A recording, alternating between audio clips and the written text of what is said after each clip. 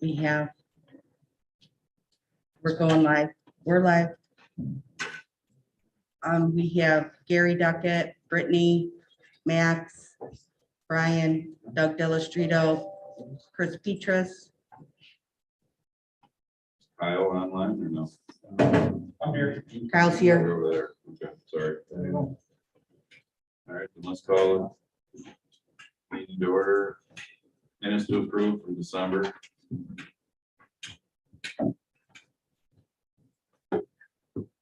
Nobody wants to approve December's minutes?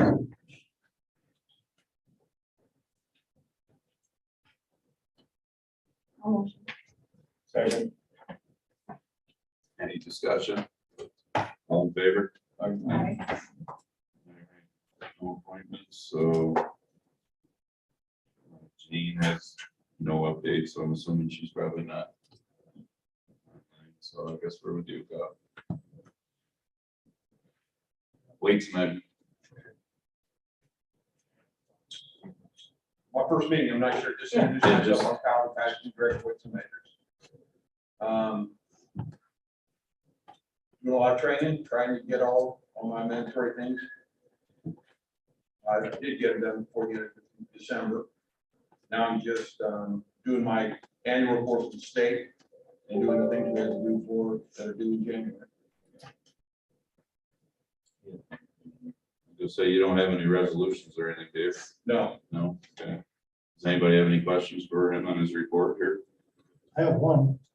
Okay. You spoke really quickly in the beginning. Did you pronounce your last name again? Lakitis, Titus. Okay, thank you. you're welcome. All right, nobody has any questions for him? Thank you. Welcome aboard. All right, Gary, I guess you're online. Yes, you have my report. The only thing I wanted to mention is under the administrative part, item number 6. Just wanted the committee to be aware, we have an abundance of old office furniture, including desks, chairs, filing cabinets, et cetera, in storage. Collectively, they're worth a little bit of money, but individually, there's no value over $500. So I'll get together with the county chair and talk about that stuff, and then we'll put it on the auction. It's just a lot of old furniture. Our storage area is virtually full. So I wanted the committee to be aware of that before we actually did it. And other than that, if you have any questions for me, I'll be happy to try to answer them. You got any questions for Gary? Yes, Jim. Any of that type of stuff, I mean, not knowing what the condition is, I mean, do we ever reach out to our municipalities to see if they need anything? Since it's already purchased, that's, you know. County. See the- We can do that if you'd like. It is part of the policy to offer them to other municipalities. If you'd like, maybe I can find a blanket email we could send to people and let them know. I got a question for you too, Gary. So if stuff doesn't bring anything on auction and nobody else wants it, do we ever look into Salvation Army, stuff like that? Giving it away to people that might be in need of something?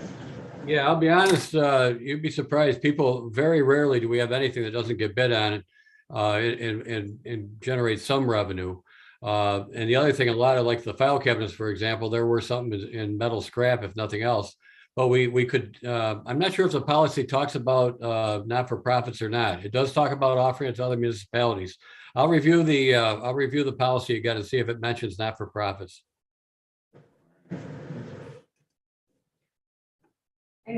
Trish? Questions, thanks. Hi, Gary, this is Trish. Hi, Trish.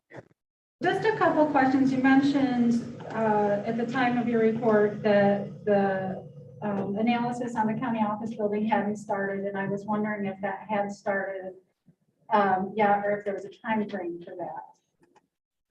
At this time, it's in the hands of the county attorney. They're debating back and forth. Well, not debating. They're trying to finalize the agreement. We don't even have a signed agreement yet, but it's in the hands of the attorney and they're working on it.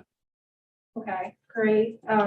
Thank you. And then my next question is regarding some of the projects that were on your ARPA list. I appreciate you keeping this on your report, to keep it on our radar, to be thinking about. You mentioned that if they weren't part of ARPA, we would maybe integrate them into the capital plan. Is the capital plan, what is the status of the capital plan for the county right now? Is there a committee that's actually working on it, or? To my knowledge, there's no committee working on it. I've got my list of items to be on that, to be included on it. So I'm ready to participate in a committee if one is formed. I got the impression that maybe people were waiting until after the election and the new legislature was sworn in to talk about that, the rescue funds moving forward. So I'm assuming that'll happen fairly quickly now. I hope so. Thank you.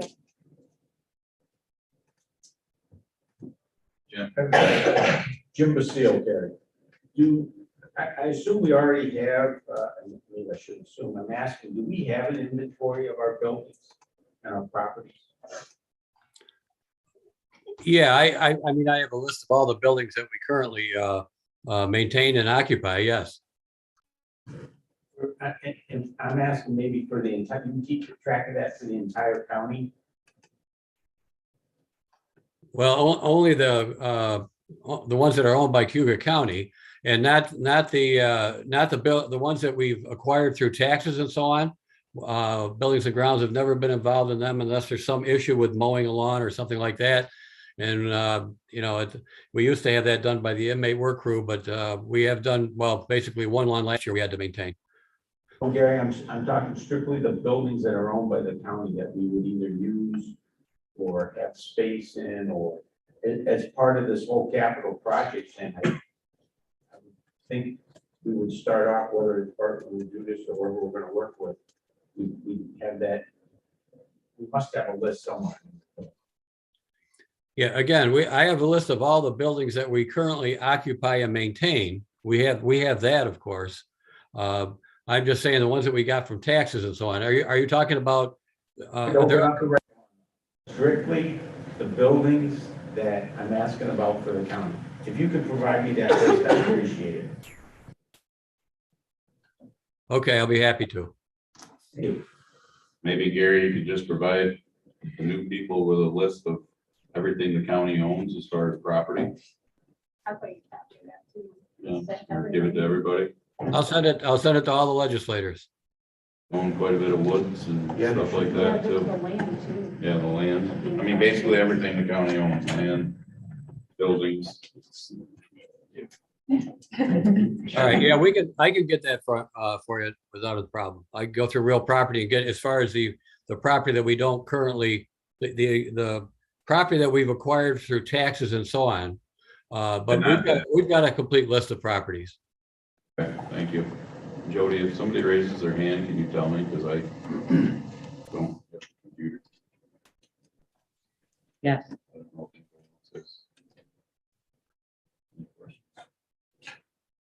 Is that it for you, Gary? That's all I have. If you guys are all done with your questions. Anybody else got anything more for Gary? No. Anybody online got anything for Gary? I do have one resolution, but we can wait till we go through all the resolutions for that. Might as well do them all at once. Doug with us? Yes, I'm here. Good evening, everyone. Thank you. I'm just going to real quick run through the committee report for the Parks and Trails Department. Excuse me. So the Parks and Trails Department was actually created as a separate department. For those of you who are unaware, it was a part of the Buildings and Grounds Department. That separation was done with Resolution 40621 and 40721. That created the department and changed the director, changed the title, which used to be Park Maintenance Supervisor, to Director. So I'd like to thank the legislature for making that move at the end of the year. It's a great opportunity for us to continue the development of the department, and we have a lot going on, and also returning us to full staffing we're getting closer to full staffing, with the increase in programming and the return of a lot of the programming that's been absent because of the pandemic for the last 2 years. So we're looking forward to another more hopefully busier and more normal, if you will, year as we go forward. We're still working on a large department initiative to move all of our reservation system over to the Civic Plus system, which is the software that runs our website. They have a system already in place to take reservations, process payments. So I appreciate the help of the IT department and the treasurer's department in doing that. And we were unsuccessful at securing a CFA grant application that we were planning on using for some design for the Deauville Island project. But although this is a setback for us, obviously we were really hoping to get that design money paid for by the state. We're continuing to go forward. We really need to increase the quality and replace some facilities and generate some revenue through increased programming with some of those facilities. So we continue to work with the Parks Commission and the Planning Department and other organizations to move this important project down the road. You can see the notes that as it continues with the Agricultural Museum. They've had great attendance at their Festival of Trees and are continuing to plan their 2022. The Sterling Nature Center, at the time I wrote this committee report, we had distributed our notice of intent to continue with the winning bidders for the construction of the new facility. Since then, we've actually distributed contracts to our prime and subprime vendors and expecting those to come back soon. With the return of those contracts, we'll be scheduling groundbreaking with DASNY, who's the funding source through the state. We're excited to get that project off the ground. Also down below, it lists 2 resolutions. You'll only see one of them in the packet. The first one, which is authorizing the expenditure of funds from an Emerson Park Pavilion Reserve account to repair the roof there, is the only one you'll see in the packet. The authorization to transfer positions from Buildings and Grounds to Parks, which does still need to be done, is just being processed right now currently between ourselves and HR. So it's my current report. If there's any questions, I can answer those for you now. They got anything for Doug? Jim? Can you disclose who since they sent the notices of intent, who the bidders were for the, who was the successful bidder for the Sterling Nature Center? Can he do that at this point? Yeah, you can do that, Doug. Sent notices of intent out. I'm sorry, and I had a little trouble hearing. I think the question was who were the winning bidders. The winning bidders that we have for the project for the building construction for GC was Wheelan and Curry out of Syracuse. Syracuse Mechanical from Auburn is going to do the HVAC and plumbing contracts, and Fisk Electric from out of Syracuse is the electric contractor. Those are the prime contract. Those are all the contracts involved in that project.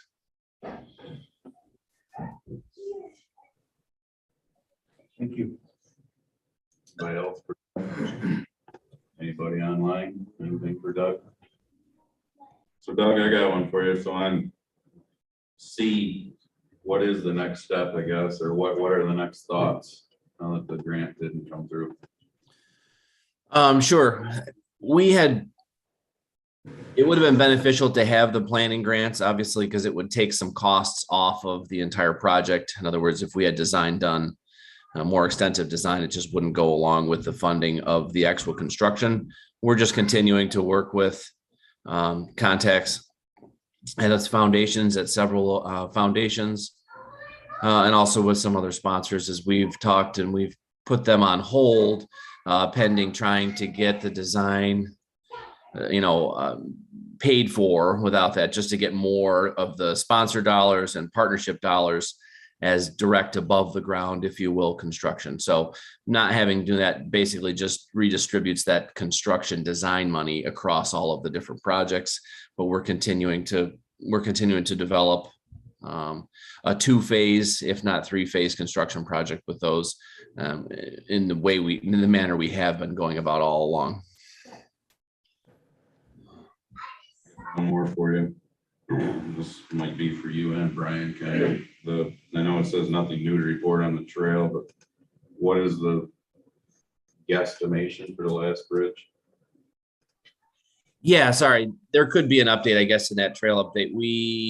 We're still waiting the contract from the state. As soon as we receive the contract from the state, we'll be able to do the manufacture and install for the bridge. We still have it tentatively slated and have been working with the Soil and Water Conservation District to do we're estimating the end of May, beginning of June to put that other bridge in.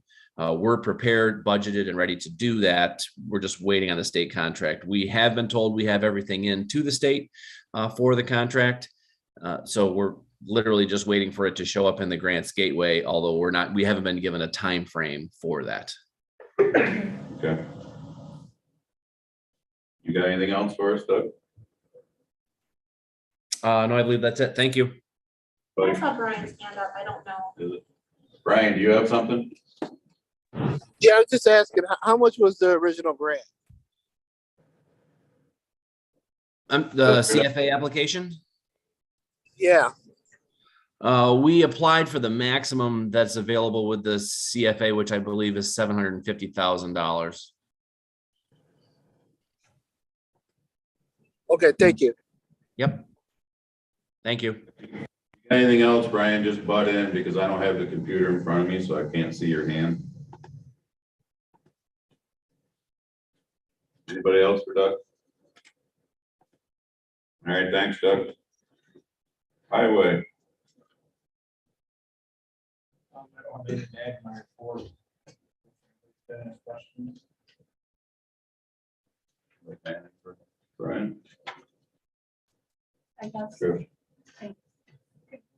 Just elaborate a little bit about the changes that you were talking about with the town, association of town, snow plow drivers. Well, for the plow contracts, where we contract with the towns that maintain county road. We're going to switch to a time and materials contract similar to the one that we have with the state to level the playing field basically for everybody. So everybody's getting paid their actual labor rates instead of going off the base salary like we've been doing. Our contract is up after this policy. We started early talk, so we provided the town with a workflow spreadsheet so they can input all the data electronically, so we can get it all on electronic paper. That's We great. design that form already, so. That's great. How's that being received? 90% positive. There's a few that are, I think it's more that they just don't understand the way that the system works. I think once we get them all on board with the system, because they're going to actually pay for what they're doing. Some of the battles, when I was on the other side of the table negotiating with the county for the fall contract, some of our issues were that, how do you compensate if the salt prices go up or fuel price in a 4 or 5 year contract? Well, this way, every year, the supply us with what they pay for the salt, and that's what they get reimbursed, the same as we do in the state. Great. Okay. Are you guys having any conversations? I know way back when, like a year or two ago, I think this was when we were first coming on board, there were discussions about working with the towns and looking at the plow distribution, and there's some towns that are plowing roads that are nowhere near their actual. And we did do some realignment this past fall season with Okay. the little contract, and so far it's been working out well. There's a little bit of change made, and we're gonna look at that as well going forward.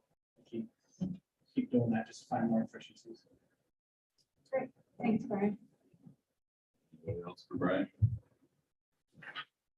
So you pick up any, did anything change as far as working with the towns? Anybody opt out or any you opt in? Actually, the town of Lock was one that wasn't really very well in the past.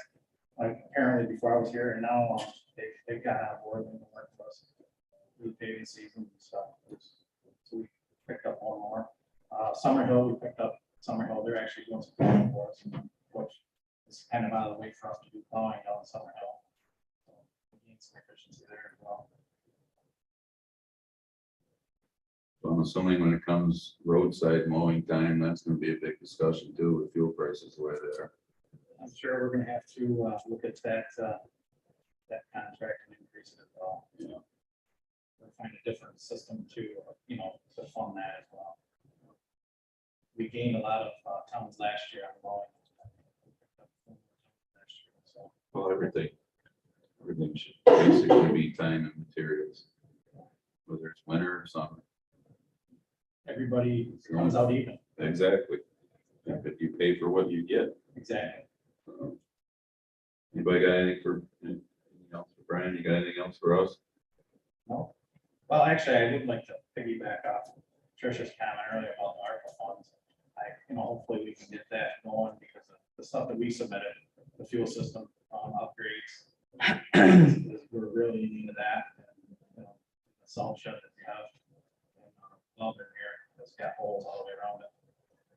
It's material. So both of those will be submitted in for. Which now that you mentioned that, you and I were talking about this, what, a week or two or whatever it was a week ago. The whole fuel, saving, you got a what? $75,000 truck running up and down the road, Probably $150,000 truck, yeah. 2-3 times a week to the north, 2-3 times a week to the south, Because we don't have ample storage. because we don't have the storage. And the initial cost will cost something for bigger storage. Correct. But when you can get it delivered, buying in bulk, do away with that truck. That driver now can be doing something else. And part of that fuel system upgrade is also the software, so we can read the out barns. Everybody that has anything to do with the fuel system now, they all have their own fuel key. Everything's electronic, comes in the office, all electronic. The out barns are still paper and on our system.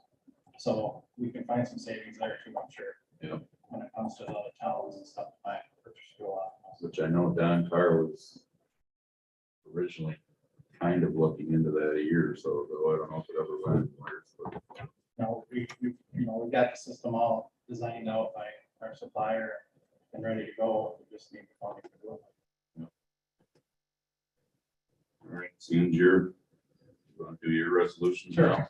My first resolution I have, PW3, is authorizing us to sign the contracts and transfer the monies for East Bruce Street road preservation. That's a 95% funded project. It's come in at 3.8 million. You want to do all of them or you want to do one? We'll do one at a time. So, have a motion on PW3. Okay, Christina, second. Hans. All right, any discussion? Just for clarification, when you said 95% funded. Just trying to catch up. That money has to be funded.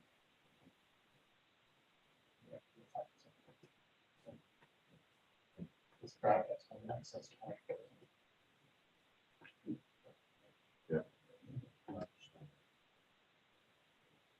Anybody else on this PW3? Not all in favor? Anybody opposed?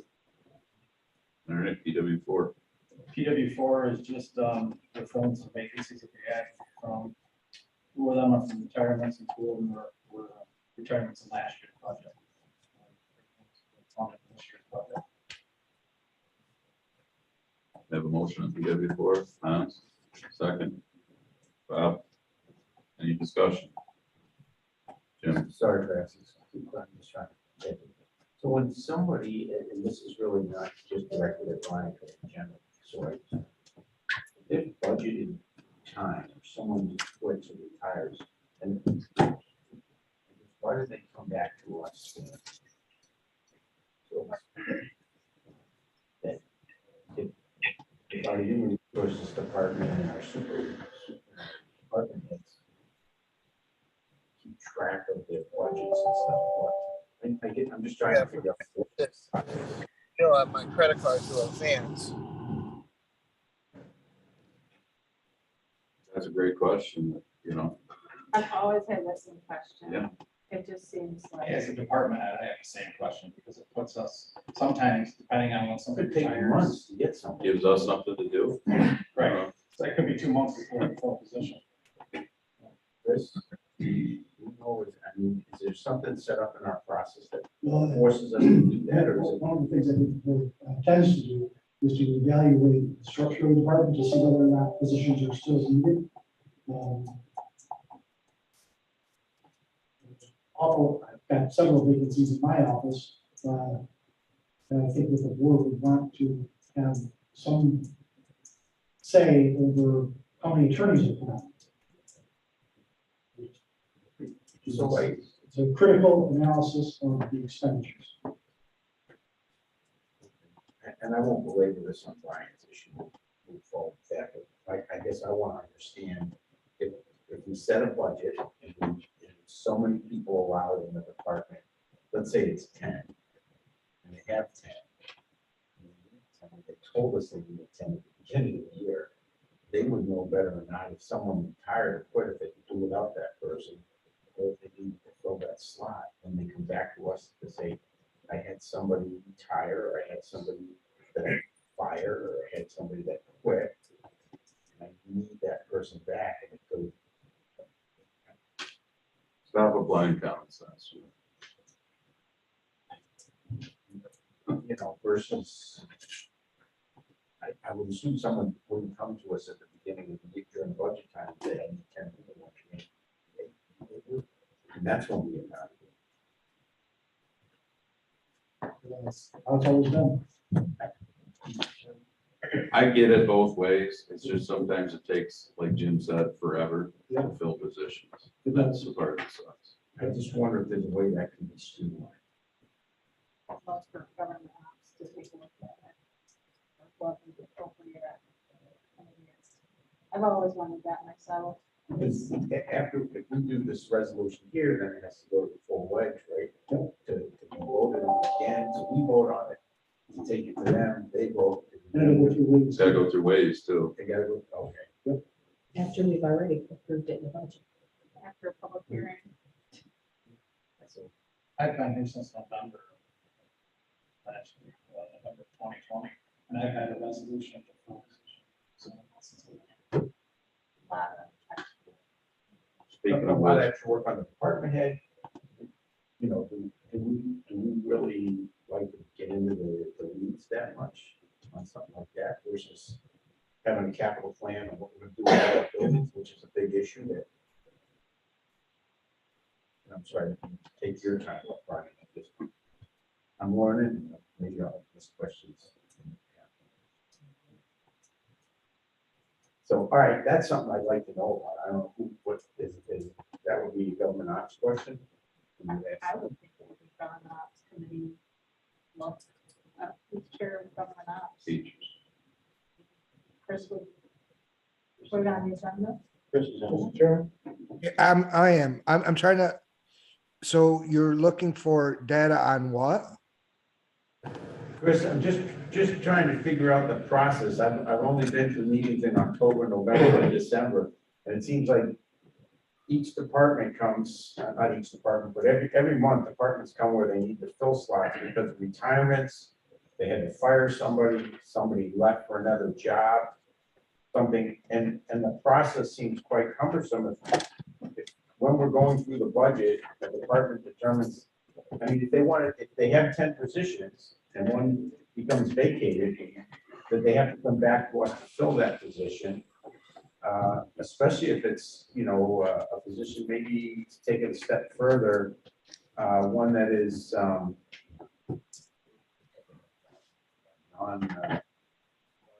bargaining, if it's a bargaining position and they're gonna hire, that they should be able to do that. Now, if they had 10 positions and they want an 11th one, I guess, yeah, we want to know about that.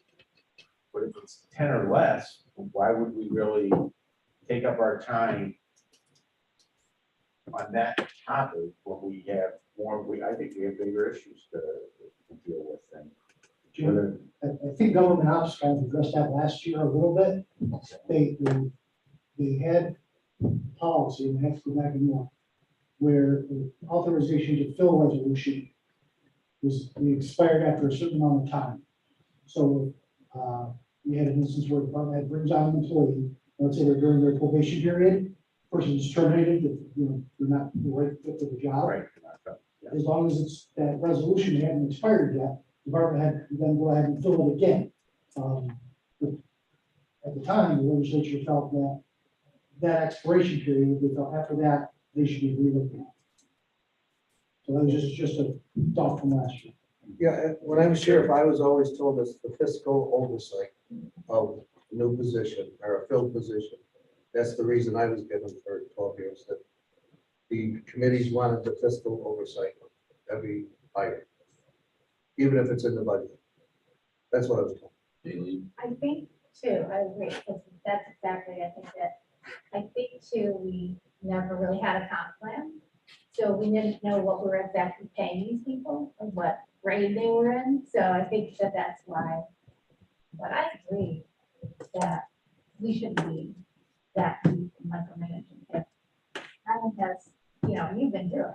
Yeah. So and if he has Chris- a vacancy. to what Chris was saying, when I talked to HR about this, because I asked, a couple times I had an issue with, well, actually, one guy worked for 2 weeks and then left for a job to make some more money. I still had to put a resolution in to fill, but I didn't have to have the authorization to fill. That's the difference. So I still had to put in a resolution, or they asked me for a resolution. I think it probably was some changes in that HR. Right. I recall that policy. Right, coming out, yeah, getting out. could be. So maybe what we need to look at is what our timeline is on the expiration of these. But we'll add that Ways and Means is the oversight committee for HR. So we should look at, what the timeline is so that it's not a quick expiration, I guess, so that you're not running back here all the time. Just try to figure out a way to streamline it a little, so it's not, I don't know if that's something features you could do through government ops, because, I don't know, but And if they're bargaining, they have set, like, they have set prices that they get. It's not like we're gonna. Yeah, we just approved that. So, you know what I mean? That was just approved. We're gonna be taking the But- step. Yeah. Taking that Yeah, we step. didn't have that. Yeah, well, then they've taken that step in that right direction, that helps it. Right. And, we should, not this. see what you started from. But also, you've made the comment before, and I'm curious if it's going that way, where when you came in, you didn't want, it was almost like, okay, we have to replace a meeting, where you wanted to have it, because Right. they can do more. Yes. So- Service has been working with me on that. And in the long run, it'll actually save us money, because you could actually get away with possibly like one person less doing, that can do multiple. I brought it up before you were here, the north, where the one person had to sit and wait because they got out of the 6-wheeler, but they couldn't get into the 10-wheeler. It's the same damn truck with an extra axle. Right. So they sat there for an hour and a half waiting for somebody to come out of Auburn that was certified to drive the 10. That's idiotic. Which is why we had that discussion, and you were like, well, if we didn't do this way, we wouldn't have this problem. So that's where oversight needs to kind of back off sometimes and say, let the smart guy who runs the place, the thing, bring those suggestions forward at least. And spell it out like that, you don't have a person not being able to drive the same damn truck, just one more axle under it. For 3 or 4 months, I've heard, how good our people are, our department is. Let's find out. They're responsible for their budget. Ultimately, we are, but that might be one place we can give them a little bit of reading. And it probably doesn't happen that often in some departments. Public Works, I imagine, you either cut it or you don't. Turn it. And I just, I don't know. Is there somebody? No. Actually, hang on a minute. Dave, is there anybody online got a question? It's hard to hear. Okay, so Jim, you need to speak up when you talk. All right. You need to yell at people. Oh, so the chair's not blocking it. I will start talking louder. Yeah. Not proud of that. Brian said Chambers is currently on mute. Oh, that was a while ago. Oh, that was before the meeting. Never mind. Mr. Chairman. Yeah, I keep going back to when I was sheriff. When we lost a jail, when they retired, went somewhere else, or road patrol, we always had to come to the oversight committee And every one of them asked, is that position needed? Do you need to fill that? Is there a reason you need to fill that? And I'm probably sure all the other departments had to go through the same thing. I think that's just the way it's been forever. And I agree with everybody here. I think the department head should be able to make that choice as long as it's budgeted. It certainly saves a lot of headaches for the, department heads who are doing a great job. Well, and a lot of them on your case too, Dave, when you were sheriff and with Brian now, is a lot of that is you have to have a certain number. The state says so. Absolutely. So there's no coming, I mean, that was the part that used to blow my mind. So, well, do you need that position? Well, the state says you have to have 95 is the number. 95 is exactly. So if you're at 93, yeah, you have to have two more. I mean, but, Can all I just right. make one more comment? Yes. I think there's other ways that we can maintain fiscal oversight without having to go through, the resolution process and just a few things. We could have quarterly reports, or even, I'd love monthly updates from Lynn on budget to actual, how are we performing against the budget that we have in place. And, department heads we could always ask them to, if we do move in this direction of less oversight this way, we could ask them to just report a committee if they've got transitions happening in their department and just, let it be aware of it. That's part of what they're dealing with within their department and versus having to, I know I didn't run for office to have to approve a position that's already budgeted that somebody needs to fill within their department because somebody else went and got a different job or whatever.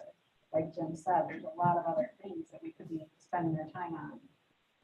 And Quarterly reports aren't that difficult to ask for, really. in my opinion. I mean, quarterly, yeah, we used to do. So it's quarterly. Our oversight there would be, is there a problem here? There's a lot of turnover in this department. But do we care if they're hiring an accountant or an assistant attorney or a custodian? I don't know that we. Andy, can I say something? Yeah, who is, That was Elaine. yes.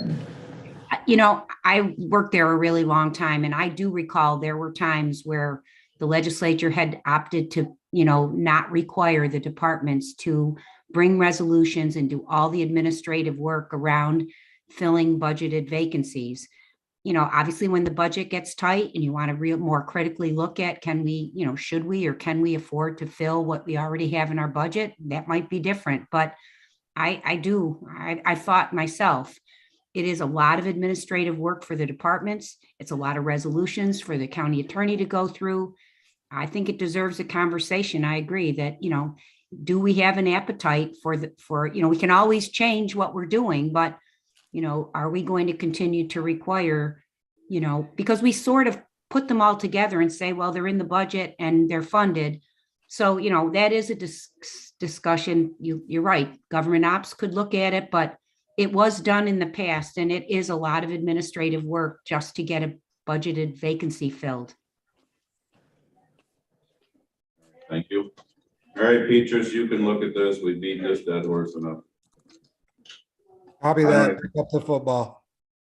I don't even remember, did we? PW5. I know, but did we vote on PW4? No, we didn't. We did. I did ask for a first and a second. I think we got that, and then the We got that. discussion. All right.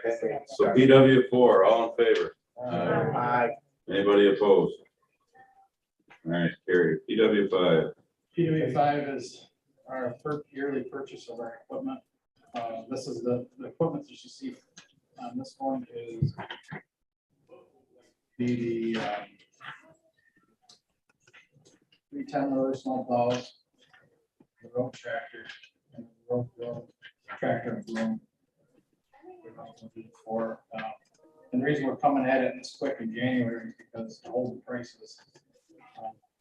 We had to send letters of intent. There's a price increase. Well, it's already happened. It's going to continue to happen. And yeah, and this equipment, we're looking at this equipment will not be delivered for 12 to 18 months. So we're going to be right out to make sure you have all departments. I have a motion on PW5. I'll move it. Christina, second, Mr. Video, any discussion?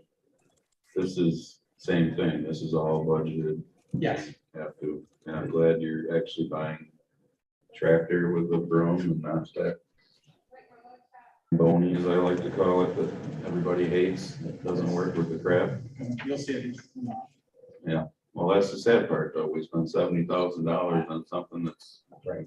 useless, and we're gonna put it in an auction and hope to get 15% of that. If, anyways, there's my pitch for the night, Jim. So this is something that I would be interested in knowing about, as far as that purchase was. How did we do, how did the bids go, where we at? Yep. So, Well, there's no reason why you can't, in a report when it right, happens, tell us those things. yeah, just to know how that process is going. for the innocents. That'll have an impact on the budget. Because the prices change. Thank you. Anybody else? All right, all in favor? Aye. Any opposed? Carried. Anything else, Brian? Oh, I'm good. All right, so anybody got anything more for this committee? Oh, Gary's resolution. Oh, that's right, Gary, I'm sorry, you're still there, forgot your resolution. I thought it's easier to do them as we go, but Yep. So I have one resolution for your consideration tonight, PW one, authorizing the chair of the Cayuga County Legislature to sign a 3-year renewal agreement, excuse me, for professional services to provide environmental health and safety compliance support services. motion, I'll move it. Christina, second. Hans, any discussion? Jim? So I'm just, maybe because I'm lacking some of the paperwork, is who that company is, You tell the company, Gary? can you not? It's Churchill Environmental is the company. They're out of Syracuse. Who we've been using? That's who we've been using for the last 3 years, yes. They've done a good job. They do all of our asbestos testing and so on. They're very competitively priced. And that's why we'd like to extend the contract. Is this something that ever does go out to bid, just to check? Yeah, we went out to bid in 2018. They were significantly lower than anybody else. Any other questions? All right, all in favor? Aye. Anybody opposed? Gary, thanks, Gary. Thank you. All right, we didn't do PW2 with Doug neither, did we? You still there, Doug? Yes, I'm here and we did not vote on it, but as far as that resolution is concerned, just so everybody in the committee is aware, this reserve account that would be used to make repairs to the building is funded by some of the rent that the vendor who currently manages the events in the building pays. So that's where the revenue from this reserve account comes, actually from our rent from the building. I can have a motion for PW2. Okay. Trish? Second, Mr. Video. Anybody got any questions, Jim? Do we know what the amount for the repair is, or again, I might not have to pay for it, so I apologize for that. You got the amount, Doug? Yes, I do. Sorry, I just closed it. I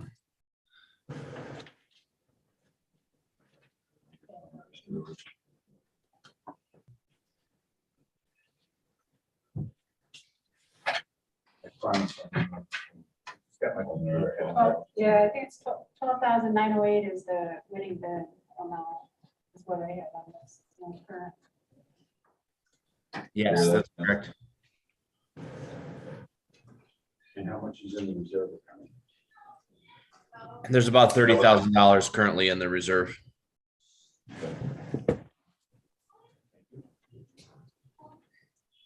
All right, any other questions on this resolution? Not all in favor? Aye. Anybody opposed? All right. Anything else for Anybody? Question, video raised the point of moving Ways and Means to Monday. Yeah. Department, committee heads, how do you feel? No, Mondays is not good. no, it's not good for teachers neither. That's his long day.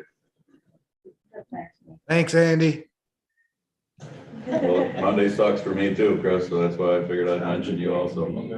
Mondays and Fridays, beginning of the week and end of the week is starting business and closing business. Let's think about it a little more. Steve.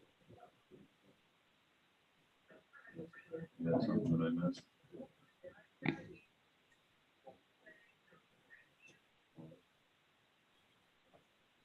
Anything else for public work? Motion to adjourn.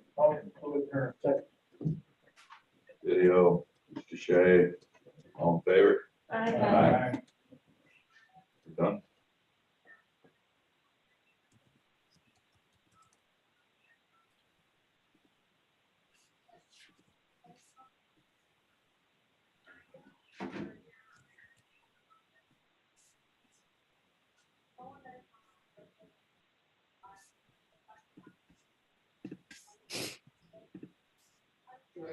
Well. Yep. I don't know, I couldn't tell. I think so. Before I hop off tonight, I just want to make sure that I am all set. Somebody's going to be here to record the next meeting that will proceed.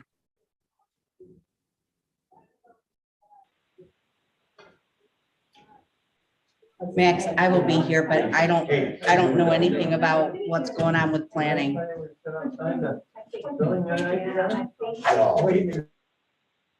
Okay.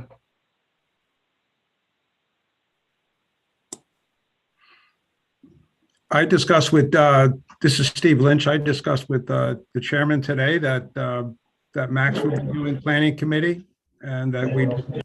All right, I'm done. Okay, I can stay on, Steve. Thanks, Max. Sorry for any inconvenience or miscommunication there. I thought the chairman was going to speak with you. No, no worries at all.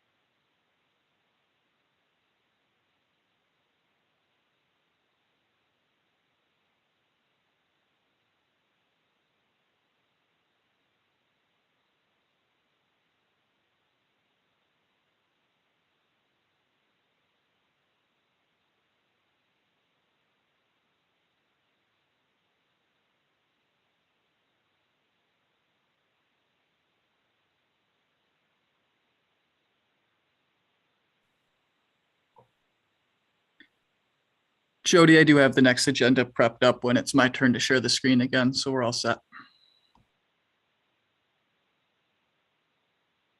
The eight's got you, man. Slide it by.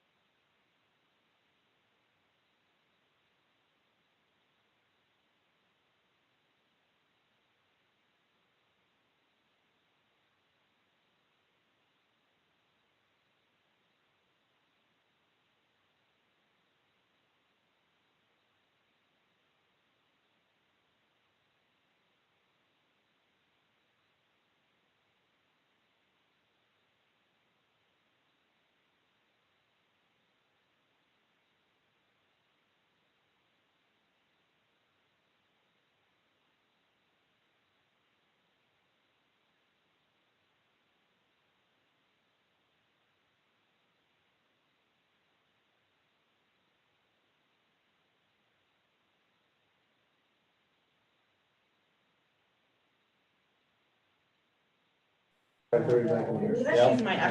I think we're ready to get started. Okay, I'm gonna call the planning meeting to order. Go ahead, Max. I think everyone is on. Okay, I think we're ready to get started. I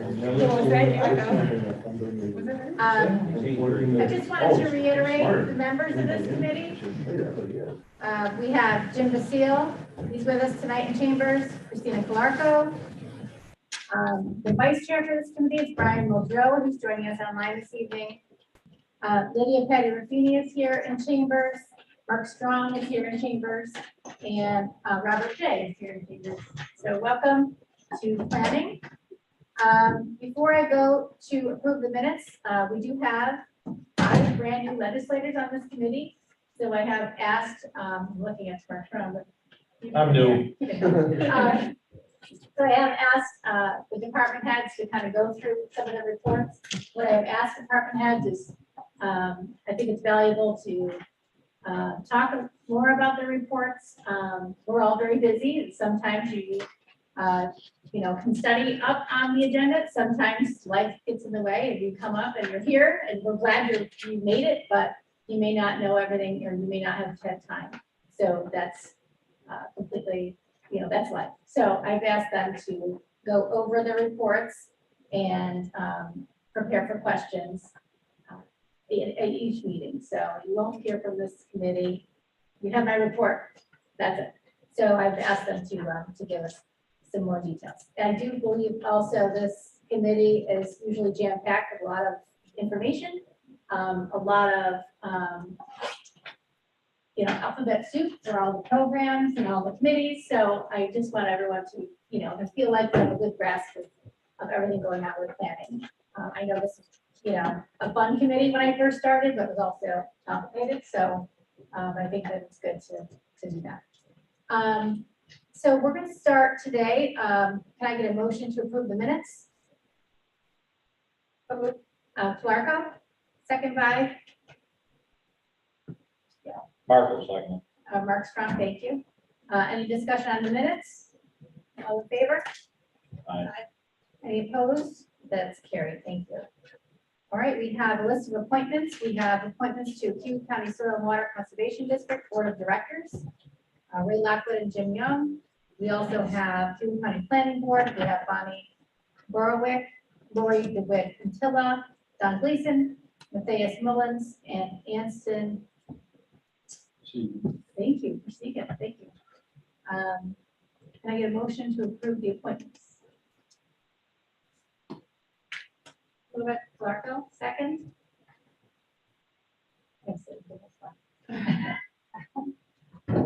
Second by Strong. Okay, thank you. All in There's more than favor? 2 of us here. All in favor for those appointments? There's going to be some discussion. Or any discussion? Thanks. Do you have some discussion? Well, I guess, again, just getting the minutes before the meeting here. This comes. So, I don't know any of these people, not that I need to, I guess, but how did they get picked? So these were recommendations by those boards. So they recommend them up to us, and then we would, either discuss them.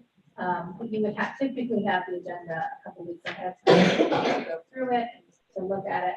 I know you just had to compete with that.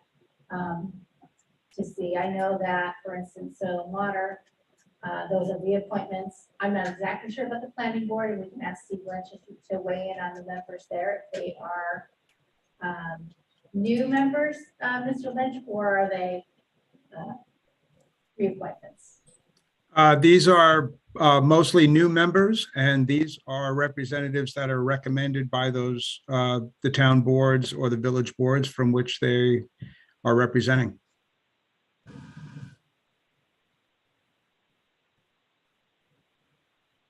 So they come to you or to us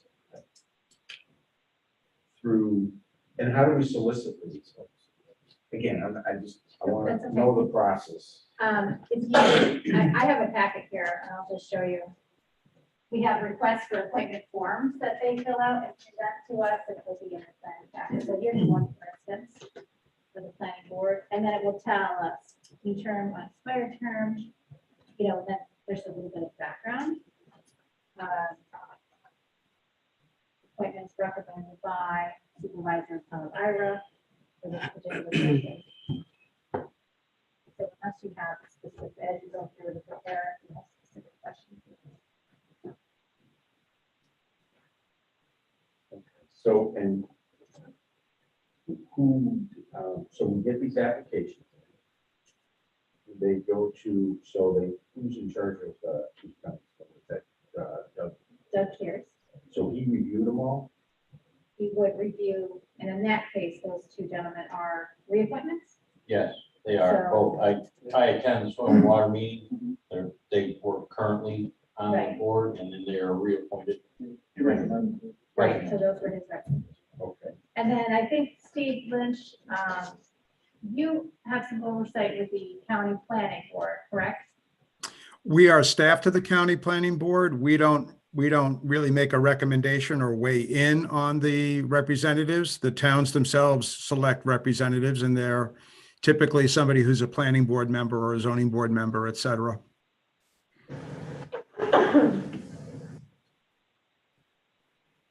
So, okay. Steve, is this different than, and I'm asking because Deborah Rose from the Village of Fairhaven was asked to sit, is that a different board where each planning board sends a member down once a month or something for? Jim, I can't speak to whether, who exactly is the representative for that, because my staff takes care of that. But if she was asked by her board to be on the county planning board, we would appoint her, we would put her name up, and she would be, brought to the legislature for appointment. And typically they serve, some of them serve year in and year out, and some of them change. And we have 4 meetings a year. And this is, and how long is this appointment good for? It's, yeah, and this, on your form, it'll say. I'm sorry, I didn't hear the question. Is it a 3-year appointment or is it until? The first two have dates. One's under 2 years, this is a 2-year, this is a 2-year. With this The- service nomination.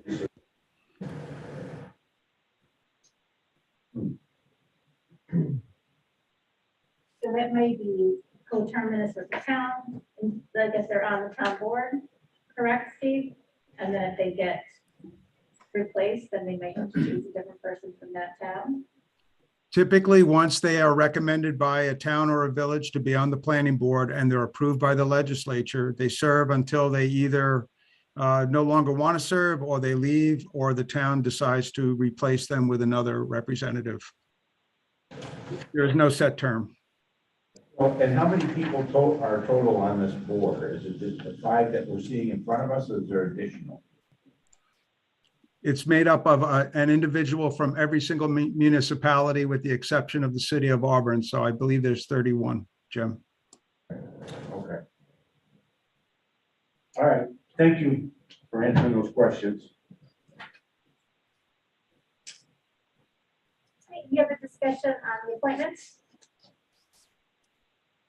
Hearing none, all in favor?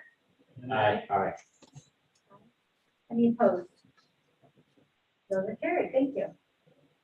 All right, we're gonna start with Steve Lynch. He's the Director of Planning Economic Development. Steve, you can go over your report that we have in front of us.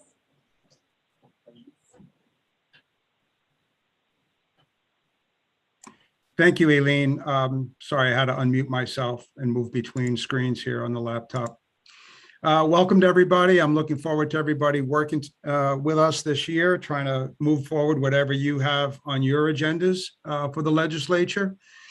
The report, the monthly report that I put together is relatively representative of what I do each month with resolutions at the beginning and then updates on a range of projects.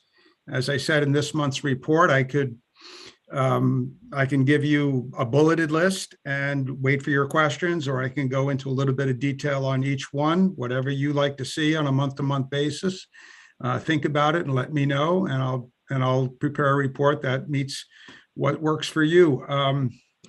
I think I would like to give you an update that we have a planner vacancy. I was pleased to hear the conversation at Public Works, and as a department head, I would support consideration of the question of being able to fill budgeted and vacant positions with less administrative work. We have been advertising this position since the end of December. We don't have any candidates approved by the Civil Service Commission yet to look at, and we hope we'll get somebody on board. This individual is working primarily, one of their big projects was the local solid waste management plan for the whole county, which needs to be updated. And that process was underway. This individual left to take another position with Tompkins County Cooperative Extension, closer to where she was living. And it was too bad to lose that individual. All the other projects that are listed are relatively representative. As some of you know, our projects some of them tend to go on a couple of years if we're working on a local waterfront revitalization plan or a major comprehensive plan update or something like that. And some projects last a couple of weeks. We also get involved in capital project planning for the Parks Department, working closely with Parks Department. And we also work a lot on natural resource protection, as many of you know, watershed protection, and so on. So we have a very good staff. We're at the disposal of the legislature. We do a lot of special projects from time to time, and I look forward to working with you. Have one resolution tonight. It's relatively routine, and I can wait to go through that when you're done with your reports. Sure, that would be fine, Steve. Do we have any questions for Steve tonight? And anyone online too? I'm trying to take a look. Any else with us? Okay, hearing none. Before we move on to employment and training with Kelly King, I did want to mention that I'm going to ask that we begin our committee at 6:15, regardless of what's happening at Public Works. So Public Works ends in half an hour. I would like to keep it at 6:15. Public Works then runs over, then we'll just start whenever Public Works ends. I know some of these folks are getting home from work, they have to establish dinner with their families, and I just like them to be able to plan on a time to either log in or be here in person. I want to be respectful of their time. So I'm going to send out a message to this committee that, 6:15 will be the proper start time. So typically that's how it's been going with Public Works. So I just wanted to make you aware of that. I also wanted to just remind this group that, and some of the folks that will be calling on to report, we do cover CEDA, Cayuga Economic Development Agency, overall planning economic development. We do also cover Cornell Cooperative Extension, employment and training, which both of those two organizations right now are co-located in the Workforce Development Center at Cayuga Community College. And then they're hopefully moving into a new building, and that's all in the works, that they're going to continue to be co-located. We're also address things related to energy, typically CUSA, the Cayuga County Public Utility Agency, is part of planning. CUSA has been inactive for about a year. So I was working with the chair. We had an exchange earlier with email that we're looking to get that up and running. We certainly see the value in that. That's certainly a great opportunity for our county in terms of energy and economic development. So we're going to involve with that. And Mr. Shays already going to join us in that meeting and talk about the future of CUSA. So that's very exciting. We discussed environment, planning, as you can see on Steve's report, there's a lot of comprehensive planning that goes on with towns and villages that Steve Lynch and his staff attend to. Soil and Water Conservation District, which is, you know, such a huge resource for our county. We also deal with tourism and water quality management. So this is what we cover this a lot. So I just wanted to sort of go over that just so if you have any questions about that. Okay, so we're going to move on to Kelly King. Kelly is at employment training, as I said, at Cayuga Community College. Hi, Kelly. Hi, good evening, everybody. I also want to welcome everybody, and I'm looking forward to a new year, hopefully better than last year. I'll touch a little bit, since Aileen did mention how we are co-located here with Cornell Cooperative Extension now, located at the college. Just a brief overview here. Part of our workforce system involves the New York State Department of Labor being on site with Cayuga County Employment and Training and Access VR. And we are located at the college. Eventually, with our anticipated move back to the old Cornell Cooperative Extension building on Grant Ave, we will all move together and then have some college, they're part of their workforce program, incorporated into our center to increase the workforce development building. We're kind of a smaller scale workforce development center. We're going to be a larger building with a lot more, much greater capacity to provide workforce services. So we're looking forward to that. No anticipated move date yet. I think it's going to be a little while. They did start demolition internally, but I think it's going to be a while before we're ready to actually move over there, but it's exciting. What I'm going to do, I'll go through my report. I do section off my report based on services and programs that we offer. So I'll go through each of those in a little bit of detail, just to kind of give you an overview of what we do here at Employment and Training. Career services is the first thing on the agenda. Essentially, we're a public office. So anybody can walk in and receive services. You don't have to be mandated or collecting unemployment or receiving temporary assistance. So we're a public office. We are fully open right now. And we have customers walking through the door. I did list our numbers that we've had over the last month or two. I will say that they're significantly lower than pre-COVID. Pre-COVID, we probably had 1,000 people coming through in a month. And as you can see, we're looking at numbers of under 200. So definitely in-person services are low compared to the past, but consistent within the last few months. I'm going to skip down. I did in that section. I also indicated we're still doing virtual appointments by request, and we'll continue to do that, as well as the in-person. The next category is our DSS program. So Employment and Training holds two different contracts. We have a contract with Department of Social Services to provide job search, job readiness skills to both applicants and recipients of public assistance. So we are serving right now 130 active job seekers, but we're also serving, I want to say maybe 50 applicants. And then we have a group of folks that are non-employable receiving public assistance that we also serve. So overall, we have about 163 people we're serving through our DSS contract. As part of that, we do groups. We are doing groups right now, even with the restrictions.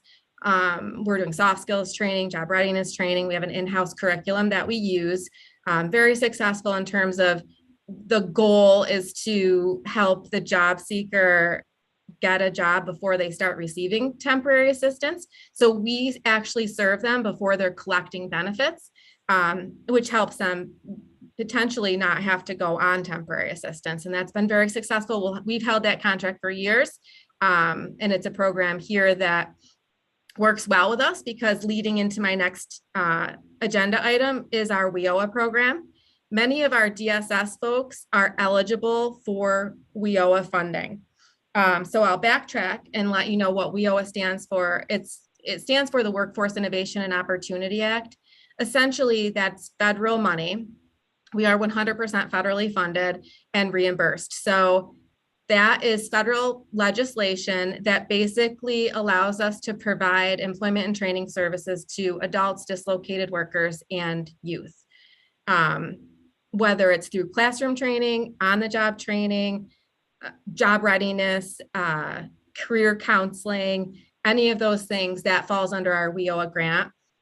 If we provide classroom training or on-the-job training, we have a $6,000 tuition allotment and on-the-job training allotment. So we're very successful in helping people finish their degree, start their degree, earn a certificate in a demand occupation and pay for it, often with no cost to the customer. So if they're receiving any kind of financial aid or FAFSA or any of that, often they don't have to put anything in out of pocket, which is the ideal route, because then they don't have loans. They don't pay the money back. So it's a grant.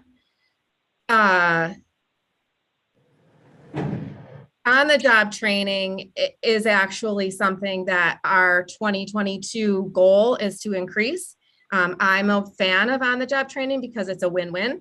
An employer who is desperately seeking job seekers and staff gets that person at 50% of the cost, because we will go in and reimburse them half the wage for hiring them. So as you can see, the job seeker gets a job, the employer gets a wage subsidy, and it's really worked out for both parties. So I'm hoping it's been an underutilized program in Cayuga County. I think that employers are scared off by the paperwork that's involved, some eligibility criteria they have to meet. But once that's done, it's definitely well worth it. So we're working on marketing that a little bit more in the community. Moving down to our youth program. We have a youth program under WIOA. We have 5 youth right now that are in our work experience program. We serve kids ages 14 to 24, focusing on out-of-school youth. Out-of-school youth is a challenge to capture that audience. So our youth program is something that we're really trying to revamp, so to speak. I had a meeting yesterday. I'm on the subcommittee for our workforce development board for the youth program. We're rewriting our policy for youth work experience so that we can help serve more youth, keep them in the work experience longer. 2 reasons is to prepare them for career readiness, but also to spend some of our youth dollars. Our youth dollars are hard to spend because the eligibility criteria is so strict to meet under the federal guidelines that we have to follow. It's a challenge for sure. So one of the things that we're looking at doing, we have to spend 80% of our allocation on youth work experience activities, whether it's wages and fringes for youth. They do become a county employee while they're in our program, but also the activities that the staff spend on outreach and program development. We're looking at putting out an RFP to potentially have somebody come in and do some outreach and some marketing and advertising for us.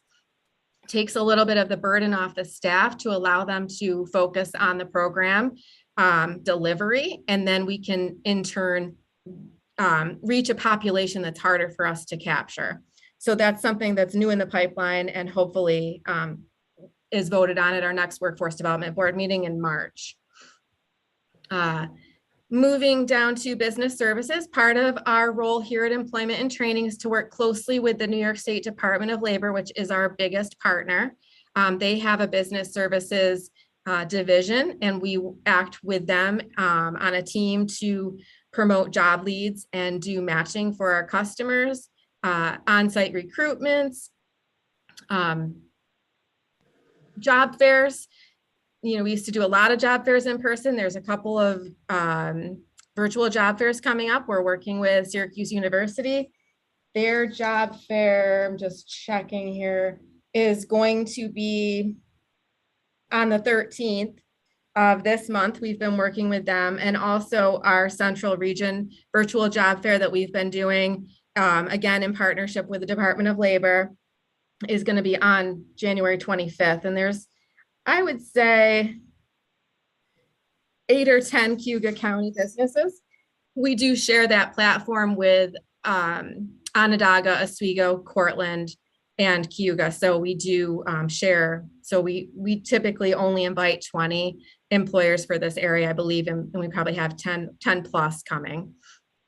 So that we also have a Facebook page. I encourage all of you to like our Facebook page. We do push a lot of job orders out on that. I am working with Human Resources. Anytime they post a civil service job, we're posting it on our Facebook page. And just as an example of how we can really partner with the county in terms of their staffing shortage, is we posted the caseworker position just yesterday, late in the day, and we did an enhanced post on Facebook. And within hours, I had 3 applications for the caseworker position that I'll be passing along. So if Facebook, social media is a huge way to engage in recruitment opportunities for job seekers. So feel free to go on and like our Facebook page and see what we have going on. It's a good way to stay in touch with the Career Center. Additional updates in my report, I usually add, this is where I kind of stick things in where they don't really have a category, and I just want to throw them in as an update. We're seeing a huge increase in interest in CNA training, which is definitely in need in this area, in all areas across the board. We work closely with Loretto at the Commons, and we're funding some of the CNAs that plan to go to work there. So it's great when we fund somebody and they have a job lined up, because that's how we meet our measures. We have to show the federal government that our money goes to use and somebody gets a job after in the field they're trained in. So again, that's why OJT is great. They finish their training, they're already employed. We work with businesses to train the staff, train job seekers, and they go to work, and it's a positive outcome. It's how we get more money from the federal government. I also spoke with another county department recently, Brian over at the highway department, with the Cdl shortage, and somebody mentioned to him to contact me, and I've spoke with him. We are looking at funding some people that he feels are a good candidate for CDL, and we're in the process of going through and determining eligibility, and we would essentially pay for their Class A driver's license. We do a lot of truck driving, paying for truck driving school at BOCES. We've also done NTTS. So I think it's great that I'm starting to work a little bit more closely with some of the county departments and how we can address the employment and training needs of our local Cayuga County. So anyway, that's just a brief summary of my report and kind of an overview, very brief overview of what we do here. I'm available for any questions. Questions for Kelly Kane? Hey, Kelly, Dave Gould, your youth program, where do those kids come from? Do you work with the schools to get them? So we attempt to work with the schools. The way the We Owe a Youth program works it's really, the funding is for out of school youth. And so if they're in school, we can't serve them until they're out of school, which makes it tricky. We don't have as much funds for in school as we do out of school. We do work with the local guidance counselors of all of the schools within Cayuga County. We also work with BOCES to get those referrals, because a lot of kids drop out, graduate, and don't further go on to college. Those are the kids we're trying to capture. Huge challenge to get those high school dropouts. If only they would give me a list, but they can't do that. But yes, we work with the schools. We work with the probation. So in order to be eligible, you have to have some sort of a barrier, whether it's you're homeless, you're a pregnant parenting teen, you've been part of the system in some way, you've had some legal issues in the foster care. So working with DSS, working with probation, foster care, being in touch with Chapel House, that's how we get the kids. It's not easy to capture that population. Another thing that we face, and the reason the enrollment tends to be a little bit lower, is they have to pass a drug test. So they do become county employees, and the county policy is they pass a drug test. We lose a lot of kids that way because they aren't necessarily passing the drug test. So there's a couple obstacles we face, but we do work with the schools and the guidance offices. Thank you very much, Kelly. Thank you, Madam Chair. And when you mentioned the drug test, that brought me back to discussions we had last year with HR and, you know, what kind of drug tests are, I mean, we never really resolved that, did we? No, no. We'll have to talk, I mean, or Ways and Means and HR, and maybe decide step into that, but. Is that a discussion of like, are they testing for cannabis? Was that the big piece of that discussion? Right. Okay. And specifically, we were seeing the trouble with specifically youth. Right. So my concern with the drug test, and I won't get started on the whole thing right now, but those are the kids we want to help, right? But instead we say, sorry, you didn't pass the drug test. You're not, well, no, we don't say that, but you're not cleared to work. And it's unfortunate because the kids that don't necessarily pass the drug test are the kids we want to serve. So I don't, you know, I hope we can figure out a way to work on that. I will say now with marijuana legal, you know, being legal, if they're 21 and they fail, we can still put them to work. I had someone who wasn't 21 and they didn't pass, so we couldn't put them to work. But those are the kids that need our services. So, you know.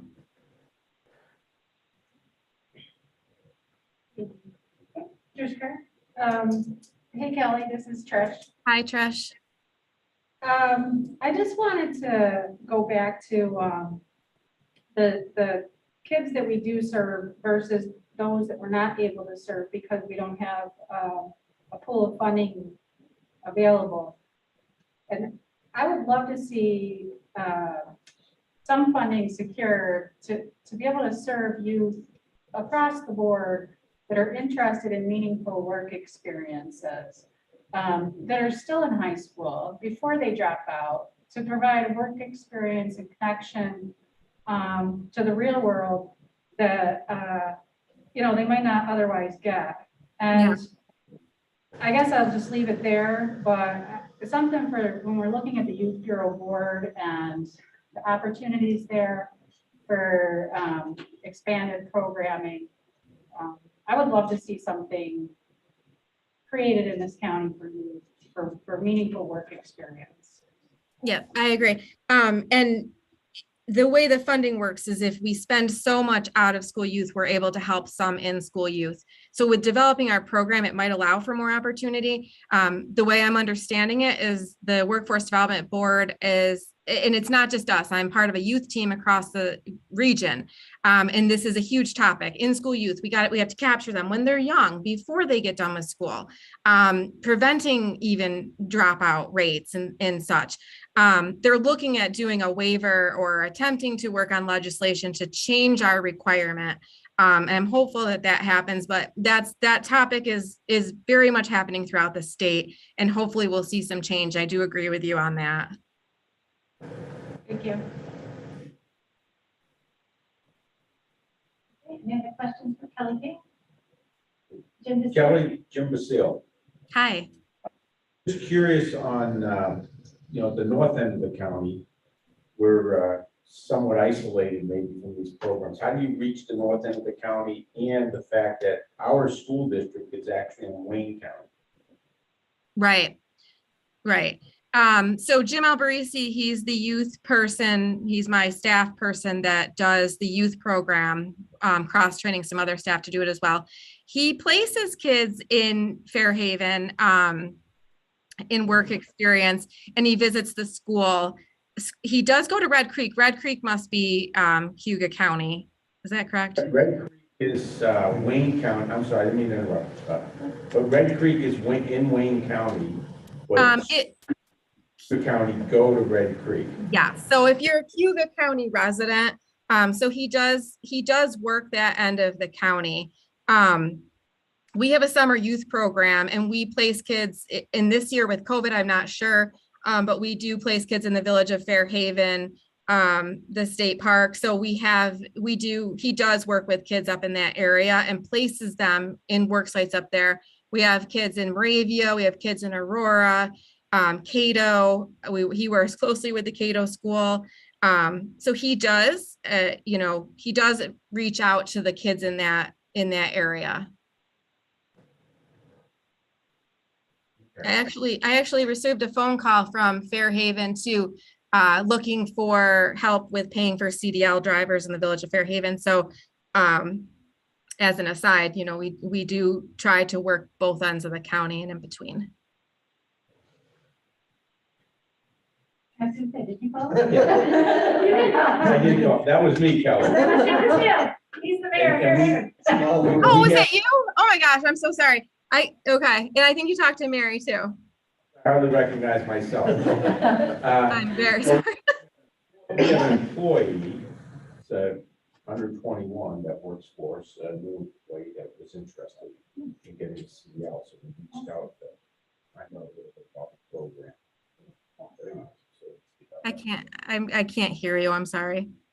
Because I'm not talking loud enough, they said. So, yeah, but there is a prerequisite for the CDL program where they have to take the written exam first. For BOCES, they do have to take the written exam first, yes, and pass. For the permit. Yes, to get the permit, so they can get into the program. To get if you're going to go to BOCES, yes, to get the permit, you have to take the test ahead of time.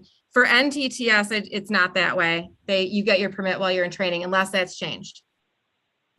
Okay, I didn't know that. Yeah. And National Tractor Truck Driving School, unless it's changed, that you do not need your permit. You get that as part of the training.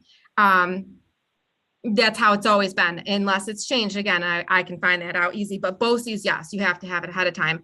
BOCES is a little different because they do it kind of on the schedule of the instructor because he has another job. So it takes a little longer sometimes with BOCES, but you do have to have your permit ahead of time. So if you could send the information on NTTS and the BOCES to be a little bit more clear on that. I didn't realize there was a second option. Yeah. And I'll talk to the mayor about that. I'm sorry. Yes, that's good. He looks in the mirror. He'll have that. Gotcha. Very good. I'm glad we had that conversation. That's very good. Any other questions for Kelly King? Oh, Kelly, thank you so much. Thank you, Kelly. Thank you. I'm so sorry about that. Up next, we have Danielle Zavo from Cayuga Economic Development Agency. Good evening, everyone. I do apologize. I'm actually quarantined right now, and I'm hoping to get through this without coughing too much. But I do want to welcome all of the new committee members. As Aileen introduced, my name is Danielle Zabo. I'm from CEDA, the Cayuga Economic Development Agency. We are a private 501c3 nonprofit. We have contracts to administer both the City of Auburn's loan program as well as the county loan program. We also staff both of the IDAs, ADA, which is the Auburn Industrial Development Authority, and then the Cayuga County Industrial Development Agency. We also do a lot of collaborations. We work with Kelly a lot for workforce projects. We work a lot with Karen Kuhl from Office of Tourism. Also Dan as well from Cornell Cooperative Extension and all the educational partners. Primarily, CEDA does all of the resource services for any existing business that's within Cayuga County, as well as work with attracting new businesses, and then also lend assistance to small businesses and entrepreneurs as well. How my report is set up is there's at the top is it's a metric snapshot. Typically when I send my report, I send a more detailed metrics along with everything that we've done from business engagement to dollars, private investment, to any projects that we've assisted with, IDA numbers, entrepreneur numbers, as well as attraction proposals that we have responded to. Always looking for feedback. So if any of those metrics would like to change, or if you want to change some of those indicators, please let me know. And for the most part, the rest of the narrative, it's pretty much a snippet of what we all do at CEDA. I like to try to kind of put something in there around small business engagement, anything that's around economic development, as well if there's anything IDA related or any special collaborations that we're doing. In this case, last month's report is really a full snapshot of 2021 and all of the activities that we had done. In terms of existing business assisted, 118, this is one of the largest years in terms of metrics for CEDA, as well as entrepreneurs assisted. We also, within our metrics report, we also report out on the unemployment rate. When I had submitted this in December, the Department of Labor had only released data up until October, but overall, we, as Cayuga County, had fell below Central New York when it came to those percentages. In the Public Works Committee meeting, you had heard some of the departments talk about CFA awards that they had received. New York State every year opens up a CFA, which is the Consolidated Fund Application process. This usually opens up in May, usually closes in July. In 2021, the state did something a little bit different where they had an ongoing open enrollment application process. In December, they announced Cayuga County itself received about $1.4 million in award for several of the projects. 6 of the 17 applications that were submitted were awarded. The ESD, the Empire State Development Funds, are still available. I actually helped a business the last week of December to submit their application, and I will be on the review committee to review all applications for the 4th round on January 20th. So that's an ongoing process. There's still funding available, and CEDA is still helping businesses as applications come in. We are currently looking for a CEO, Tracy Verrier, who's my predecessor. She left the organization in September. That application process has been open in December, and the search committee will be accepting applications for that position up until January 25th.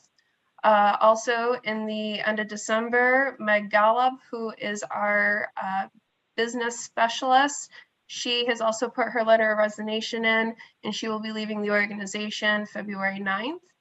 We have opened that application process as well, and I will be starting interviews this week. We're hoping to fill that position as early as February.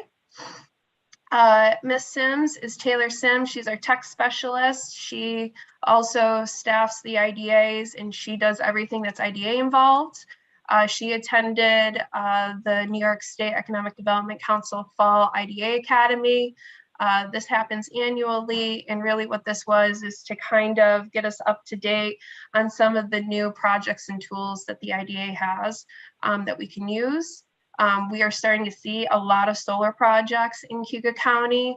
One of the things I had mentioned in my quarterly report is that in terms of IDA projects, it was a slow year, 2021. We saw a lot of requests for extensions through 2022, as a lot of these attraction and expansion projects are still seeing a lot of supply chain disruptions or having issues accessing construction materials, or also still experiencing labor shortages. I'm currently working with several of our workforce partners to submit a regional application for a federal grant, the EDA, the Good Jobs Challenge. This would primarily focus on workforce development dollars. And ideally what this would do is to help build industry partnerships and within some of our targeted industries here in Cayuga County. Also, one of the things that CEDA has worked on a few years ago, we were awarded DRI funding, the Downtown Revitalization Initiative funds, about $10 million. I think there's a total of 11 projects. This is just a snippet that Rudolph Sugar Shack, owners of Mark and Dawn Schultz, also owners of Prison City, they had opened up one of their new businesses that received DRI funding in downtown Syracuse.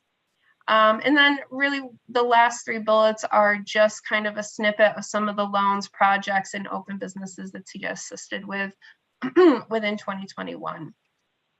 I think that's all I have. I'll take any questions.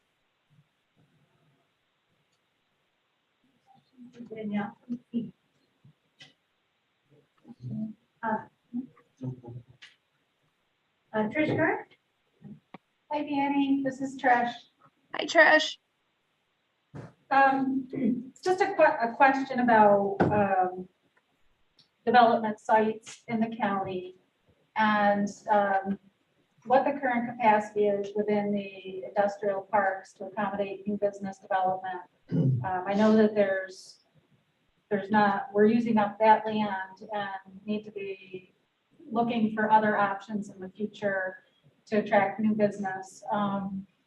And I was wondering if CETA is undertaking any of that work currently, or if that's, if discussions have been going on around that. We're looking for our next industrial park. So I know you and I have talked about this a little bit at the end of 2021 for in terms of both of the industrial parks. The sites are filling up, and there have been conversations both with the IDA boards of needing to start looking for more land. With the CCIDA board, there was some land that they were trying to pursue. Unfortunately, it got sold, and they did not get that. But there are some conversations with them, both of the IDA boards, that we need to be more proactive and prioritize site development in 2022. I mean, I guess I just want to make a comment that that is something I think we should be absolutely prioritizing and moving on as a pre-development work for business attraction, just because of all the funding that's out there right now, and also the fact that our county is being looked at and people are moving here. We've got some really exciting development projects happening from the private sector, and we want to be ready and positioned to capture these opportunities. So the more shovel ready we are, the better we're going to be positioned. In addition to that, there's state initiatives coming down. Right. There are lots of things happening, and we do need to position ourselves. That's something to take advantage of. And I do know the IDAs have been working on it, but I don't, haven't been a part of that IDAs. So, but I am interested to know if you are, what amount of work have they put into that, and kind of where do they see? I'm sure they have to move to play. And even we know. I'm sorry. Just to respond to that, in our conversations in both of the IDA boards, having shovel-ready sites is definitely something that we need to start prioritizing to be more competitive. And to your point, Aileen, there is a lot of funding that's coming down right now, especially for utility development. So this is something that I have been talking about with both of the IDA boards in the past months, that we need to start working on a plan in 2022 for site development. I guess I'll just finish my thought train on this. If it is a capacity issue, it's something that I would like to have a conversation about contracting and getting a time frame on this to have a plan in place, whether it's site analysis, securing options on properties, some environmental work potentially, at least the seeker assessments. So that's something I just hope that the IDAs and CETA prioritize, and if there is a capacity issue, I guess I would want to know about it, and so that we can look at some options there.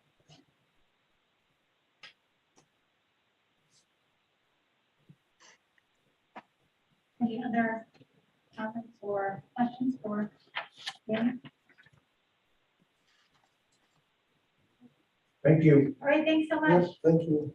Thank you. Okay, next we have Doug Kearse from Soil and Water. Doug? All right. Thank you, Aileen. Good evening, everybody, and welcome aboard the committee. Look forward to working with everybody this year. I'm Doug Kearse, the Executive Director of the Soil and Water Conservation District. We work on a lot of the water quality and natural resources concerns throughout the county. We know Owasco Lake's important for drinking water. We do have programs and services that go throughout the county from Sterling down to Locke and over to Cayuga Lake and Skinny Atlas Lake as well. So we work a lot on stormwater. Agriculture obviously is a big one for us. in this county. We have a lot of great farmland, and we try and do a lot of planning and implementation and work with a lot of landowners to get some best management practices on the ground. We work with the private sector as well as municipalities. We're kind of a unique organization with that regards. I do a lot of stream bank work, stormwater. We kind of get spread out quite a bit. The way I try to organize my report is I try to separate it out into, because we do have a lot of different categories that we work in. We work with the ag sector. We work with the non-agricultural sector, say private landowners and municipalities. So I try and throw in some projects that we work on with those entities. And then I'll separate it out. Throughout the course of the year, we do a lot of grant writing, and we might write grants similar to how we were just talking about the CFA. You get the announcement early in the year. It's usually due by July, but you don't find out until December. So sometimes our grants are announced early in the year, sometimes in the middle of the year, and sometimes in the later part of the year. So I try and bring everybody up to speed if we get any grant funding. We've been pretty successful the last several years, so we're thankful for that. And then also I try and break it out into a general category of if we have any news, like we have our tree sale coming up, we're doing a tire recycling program. If we're working with some of the other departments like extension and planning department to put on any recycling events such as household hazardous waste, tire recycling, we try and put that in there. And one of the things we started doing over the last couple of years is do these little announcements through YouTube as well. Maybe talk about cover crops and do a short video. Maybe try and keep it to 30 seconds to a minute, just to gather some attention. Try and get some education out there as well. So, for example, in this month's report, I put in that we have a soil health barn meeting tomorrow. So if we're doing some type of educational event or get together somewhere, or maybe a tour, we try and advertise for that as well in the last section. So try and break it out into those. I try to do bullet points, and we're always available. If you did want to follow up and ask any questions, feel free to call me anytime. We are located out at the Natural Resources Center out on County House Road next to the Sheriff's Department. So we work closely with a lot of different departments. With Steve over at Planning, Parks and Trails, we do some projects for Highway. We've had a great year working close with them. I think it's gone really well.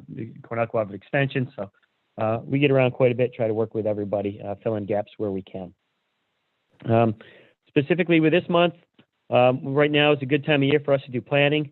Some of our staff is working on the soil group worksheets. It's with regards to the tax assessments on agricultural operations. It's our one unfunded state mandate that districts are required to take care of. But we process several hundred applications a year. Just depends on what's going on. A lot of planning, preparation for grant writing season that's coming up in the next couple months, year-end reporting.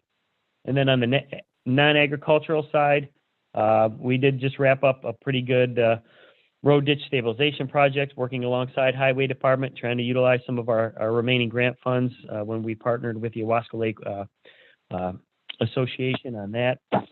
And then we just started a large project down on Hemlock Creek in the town of Locke. They sustained some flooding from these events. It was an unbelievable year, as you all know, with regards to the rain and the wet season that we had. So a lot of damage down there. So we worked with DEC to get emergency authorization to go into the stream and do some repairs because, we never know what the spring is gonna hold. If we get some snow, which it looks like might start finally coming, if that melts the wrong way in the springtime, we don't want the flooding damage to happen to the residents down there in Locke again. So we're down there working, trying to restore a stream bank and train the stream to go a different way. Large project just started. And then we did receive 6 grants that we put in for through the CFA and the Water Quality Improvement Program. A lot of them deal with doing some culvert assessments, but the big dollars were going towards the fire lane evaluation along Owasco Lake. We saw a lot of damage occur there over the past year and couple of years with erosion. You got to remember all that soil, all those nutrients just washed down into the lake. So it's right there, close. So anything we can do to minimize that from happening helps protect the lake. And then we got some additional funding to help highway departments identify, stabilize some road ditches that need some best management practices. That would go for, village, town, county, county roads. That one's wide open across the state or across the county. And then we got some other state funding to try and work with stormwater runoff. So that was good news. So over $1 million for just the state WQIP funding. So should be busy for the next several years. That's good news. I'll be glad to answer any questions that you guys have. Doug, I appreciate you bringing up the highway department. I know that, 4 or 5 years ago, or 3, I guess, even. I work with Doug on the Wasco Lake Watershed Council. We would talk about rules and regulations, and we talk about ditch stabilization, and we were saying, what's going on with the town and villages highway? And Doug made it very apparent that it wasn't really the town and villages, it was the county. So I'm so glad to know the working relationship you have with Brian Silver.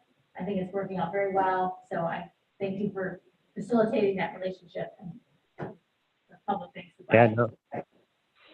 So Yeah. Thank you. It's been great.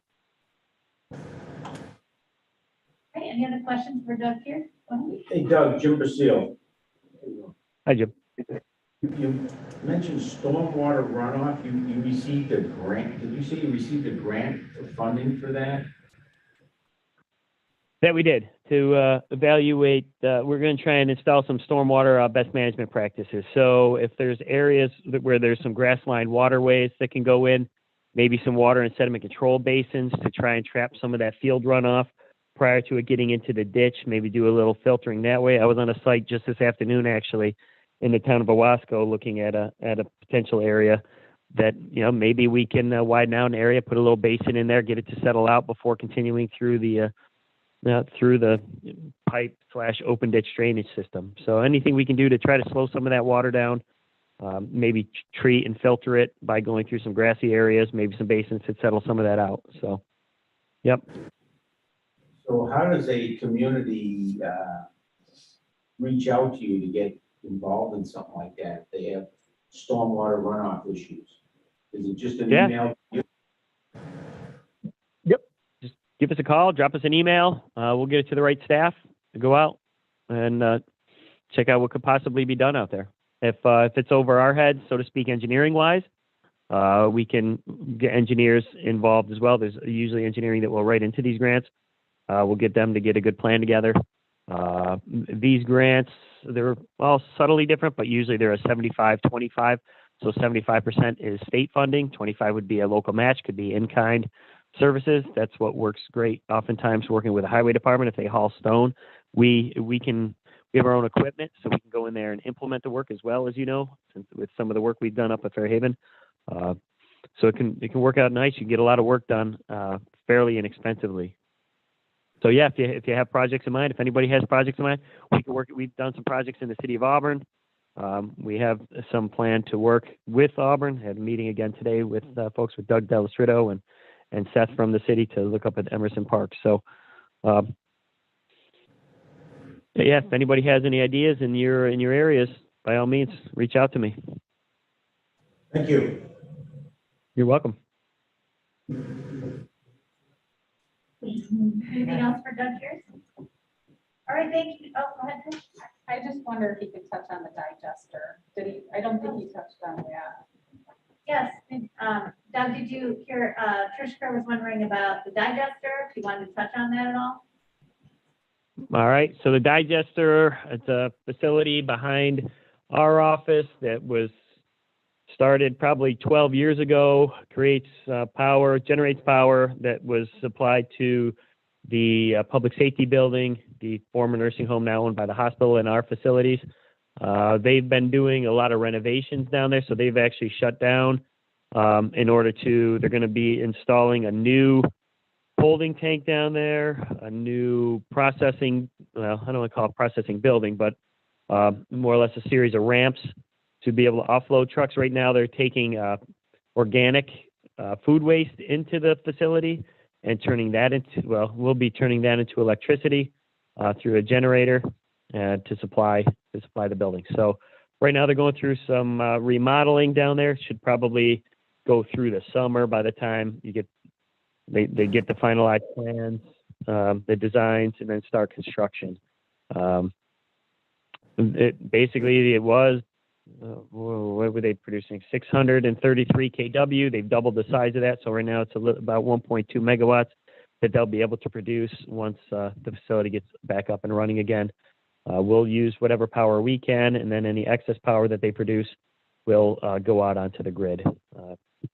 Right now it's our facilities, building wise, and we have about 16 years left on a 20-year lease that we lease the usage of the buildings and facilities to generate capital, also known as CH4 Energy, and they manage the electrical production and the food waste recycling.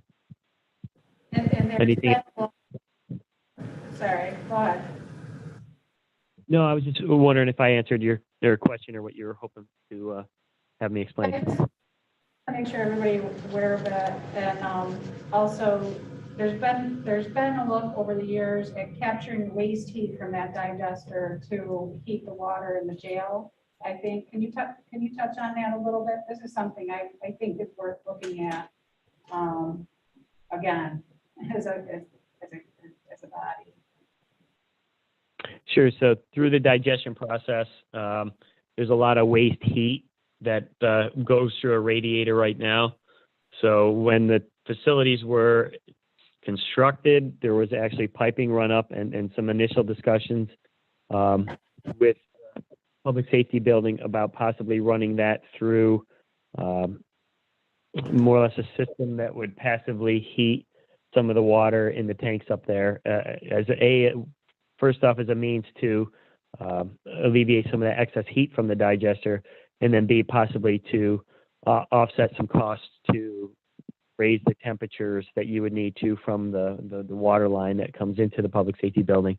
If you could do it, naturally, killing two birds with one stone, more or less, providing a source of heat to passively heat that water up by using radiant heat, more or less, from the digester.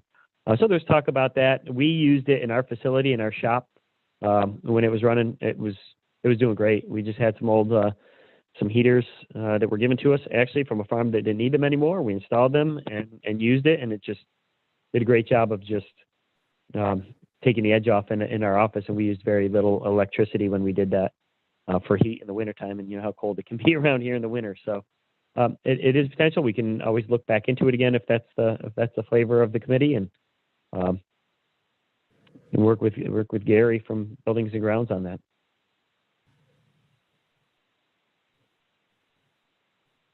I definitely think it's worth another look at. Last year, we were talking about doing an RFP just for a cost estimate, I think, or just getting cost estimates. There were two different cost estimates done. One was reasonable and one was not reasonable.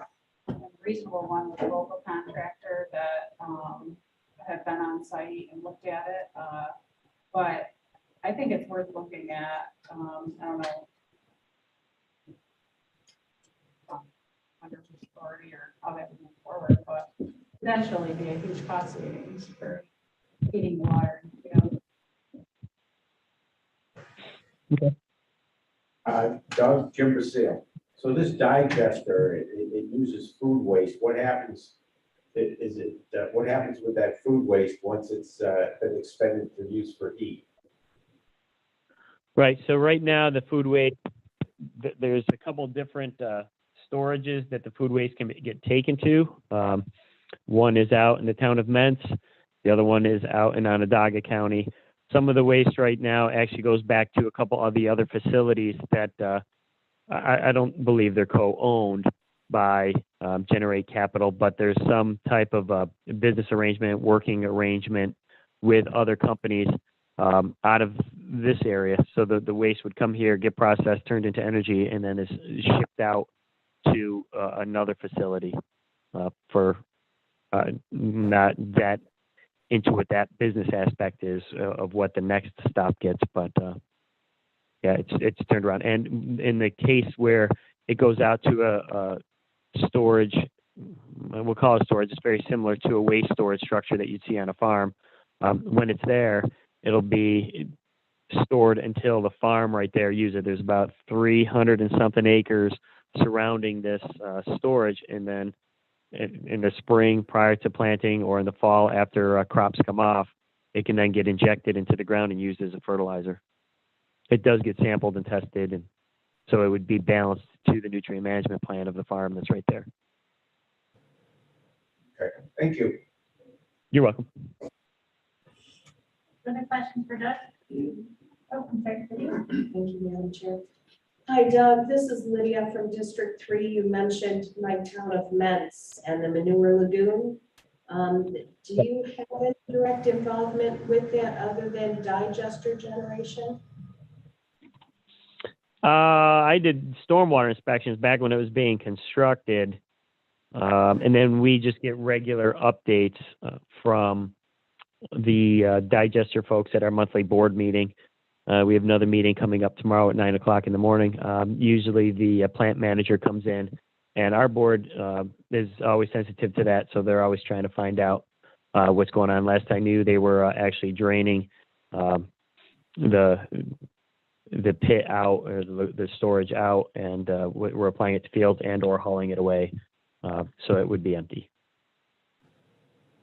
But we don't have any involvement necessarily with it. No, not anymore. And that's still under DEC? DEC would have, well, and the farm. It should be identified in the farm's plan, the CAFO plan or nutrient management plan for the farm. Thank you. And for the sake of the floor, my town of Mentz and Village of Port Byron has been very unhappy because of the manure pit, lagoon, as it is so prettily named, because it is very stinky, especially during the summer. And some of our folks, our local citizens, have taken up and activated to try to do things to make sure that this would get fixed. So it sounds like that's working. So thank you, Doug, for bringing that up. Sure, certainly. You're welcome. Thank you, Madam Chair. Any other questions?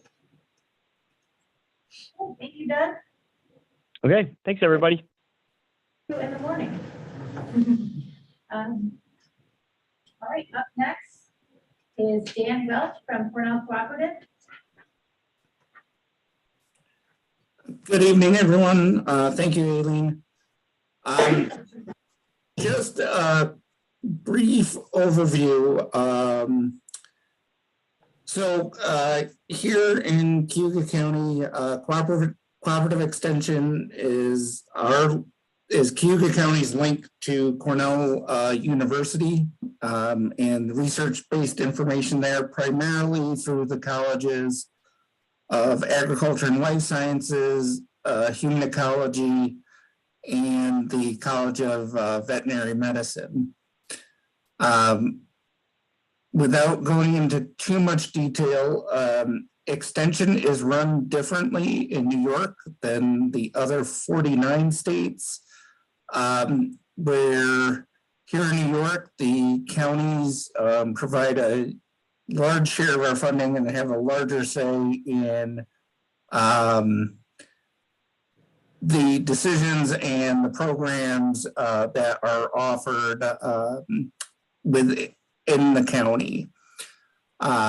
So my staff and myself were employees of Cornell Cooperative Extension in Cayuga County.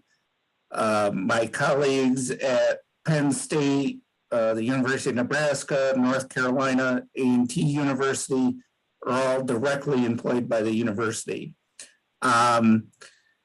And the way extension is set up in New York is actually laid out as part of county law at the state level. So there's a, I'll say sometimes it's not always clear, and there's sometimes a little bit of tension between the local needs and things maybe that the university wants to get done. Our main programs at this time are agriculture, programs, 4-H, nutrition and health, and going forward, we're probably going to have a larger emphasis on water quality and energy issues. As the discussion on the digester sort of leads to, or some of the mentions of solar development.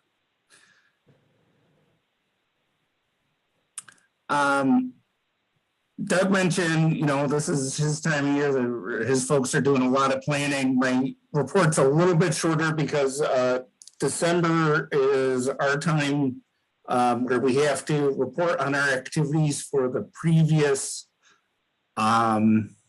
federal fiscal year, which is can be a little bit of a tedious process, but just go through a couple of items here.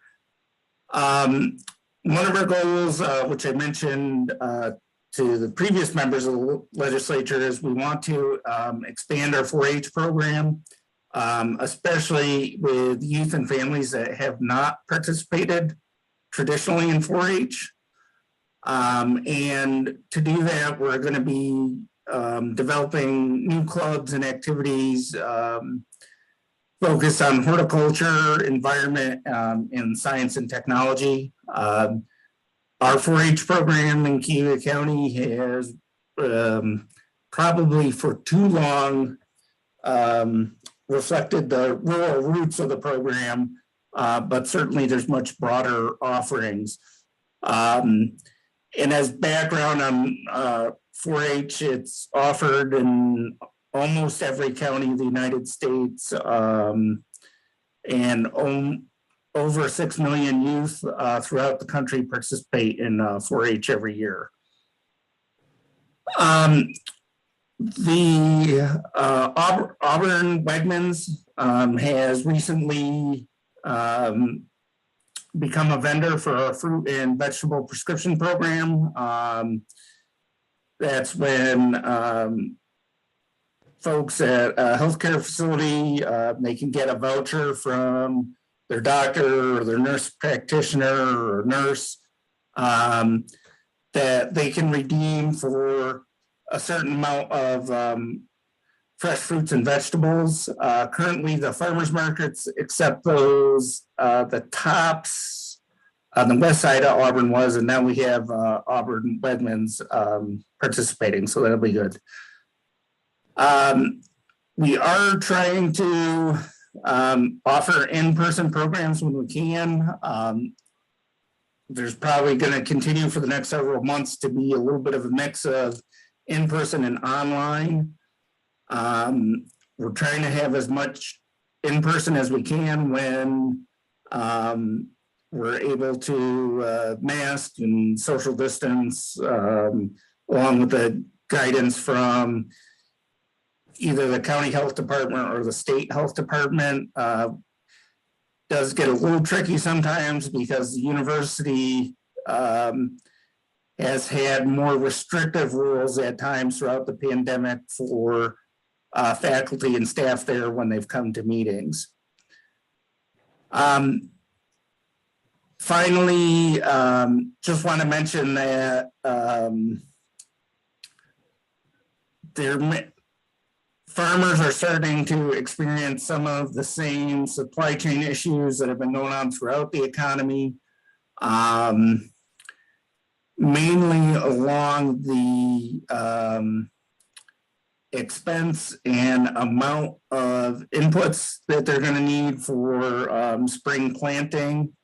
And one of the real challenges is those costs have gone up faster than the prices that the farmers get have gone up. Usually what the farmer pays lags a little bit. I know we've all seen the increase in food prices throughout the last year and a half. That's just now, within maybe the last month, have some of the prices for farmers starting to go up. that the farmers are receiving. Happy to take any questions and happy if anybody has any other, wants a better overview or orientation to extension, please reach out by email or phone. Questions for Dan Welch? Thank you, Dan. I appreciate you giving us an overview this evening. Thank you. Yep, you're welcome. Have a good evening. So last on our list actually is Karen Poole from tourism. Hi, Good Karen. evening. Hi, Aileen. Good evening, everyone. And it's a pleasure meeting new legislators to present to, and I'm sure we'll get to know each other and come up with many ways to work together. I looked like the black sheep of the family because I did not submit my report for it to be included in the packet for today. I'll attribute it to the holidays and being isolated for COVID. But I will give you a verbal, more or less, layout of the report, and you'll be able to see it included in next month's packet. As a tourism office, our mission is to increase economic development in Cayuga County through tourism. The Cayuga County Convention and Visitors Bureau, which is our legal name, is Cayuga County's tourism promotion agency. We increase tourism and related revenues through promotion and research-based targeted marketing. And we improve the visitor experience by providing data and training to the local hospitality industry providers. We continuously work to increase tourism and improve the visitor experience, which in turn stimulates economic growth and sustain recreational cultural opportunities in the county. That fact that we are Cayuga County's tourism promotion agency, that is a term that is required in order for us to apply for the New York State Matching Funds Program. Our office is entirely funded by 95% of the occupancy tax collected in the county, plus the matching funds program that we can get from the program. This year, the total amount offered available for matching funds decreased significantly, although tourism is the second or third biggest economic driver in the state. So we're hoping to advocate and get that increased again next year. One of the items on my report deals with the occupancy in the town, in the entire county. And it is broken out by the occupancy percentage, which refers to the percentage of the rooms that were fulfilled. In my report, I report for the previous month. So that would be November, because January just started. So I have the November numbers, and lately, and this will probably end in this upcoming year, I have been presenting 3 years as comparison. But as we all know, 2020 was an anomaly, and we can't quite depend on that data. But it does reflect a very good trend for our county. In 2021, we had a 46.9% occupancy compared to 2019, that was 42.9. So that is a nice increase over those 2 years. The other 2 numbers we measure is what we call the ADR, and that's the average daily rate. So that's the average cost of a hotel room in the county for the previous month. The rates around the year fluctuate depending on the demand from visitors. In 2019, we had a 97.21 average daily rate, where in 2021, we had 117.18. And that is a significant growth for a couple of years, which means that with higher demand, the hotels are able to charge higher prices for the rooms. The last number is the RevPAR, which is the revenue per available room. And this is a blend number between the occupancy rate and the average daily rate, because it's the average cost of a hotel room for if you had 100% occupancy. So if your hotel was full, you're distributing the cost of the room through the whole hotel. So in 2019, that number was 41.03, and these are dollar amounts, of course. And 2021 was 54.92. Once again, it's a very good trends. So in my report month to month, you will see 2 years side by side, because now we'll be comparing 21 to 20, which is a much better, 21 to 22, which is a much better comparison. The next category we include is e-marketing related numbers. and public relations activities. Then we report on our group's activity because we're also tasked with trying to bring group tour operators to come visit the attractions in the county and ultimately to spend the night. General marketing efforts, and then I always include a section in the bottom for upcoming, what's in the works and what are we working on for the next time. So in public relations, we do have some nice items to report on. A activity that we've been waiting to finally come to fruition, which we've been doing in tandem with CETA, and it started when Tracy was the director, is the CBS Good Morning or Morning America came and did a section on Cayuga County dealing with the change in the dairy industry. Basically, they were looking for innovation and different ways of utilizing dairy products.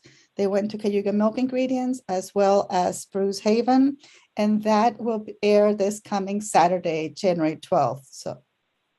So keep an eye out and please check it out.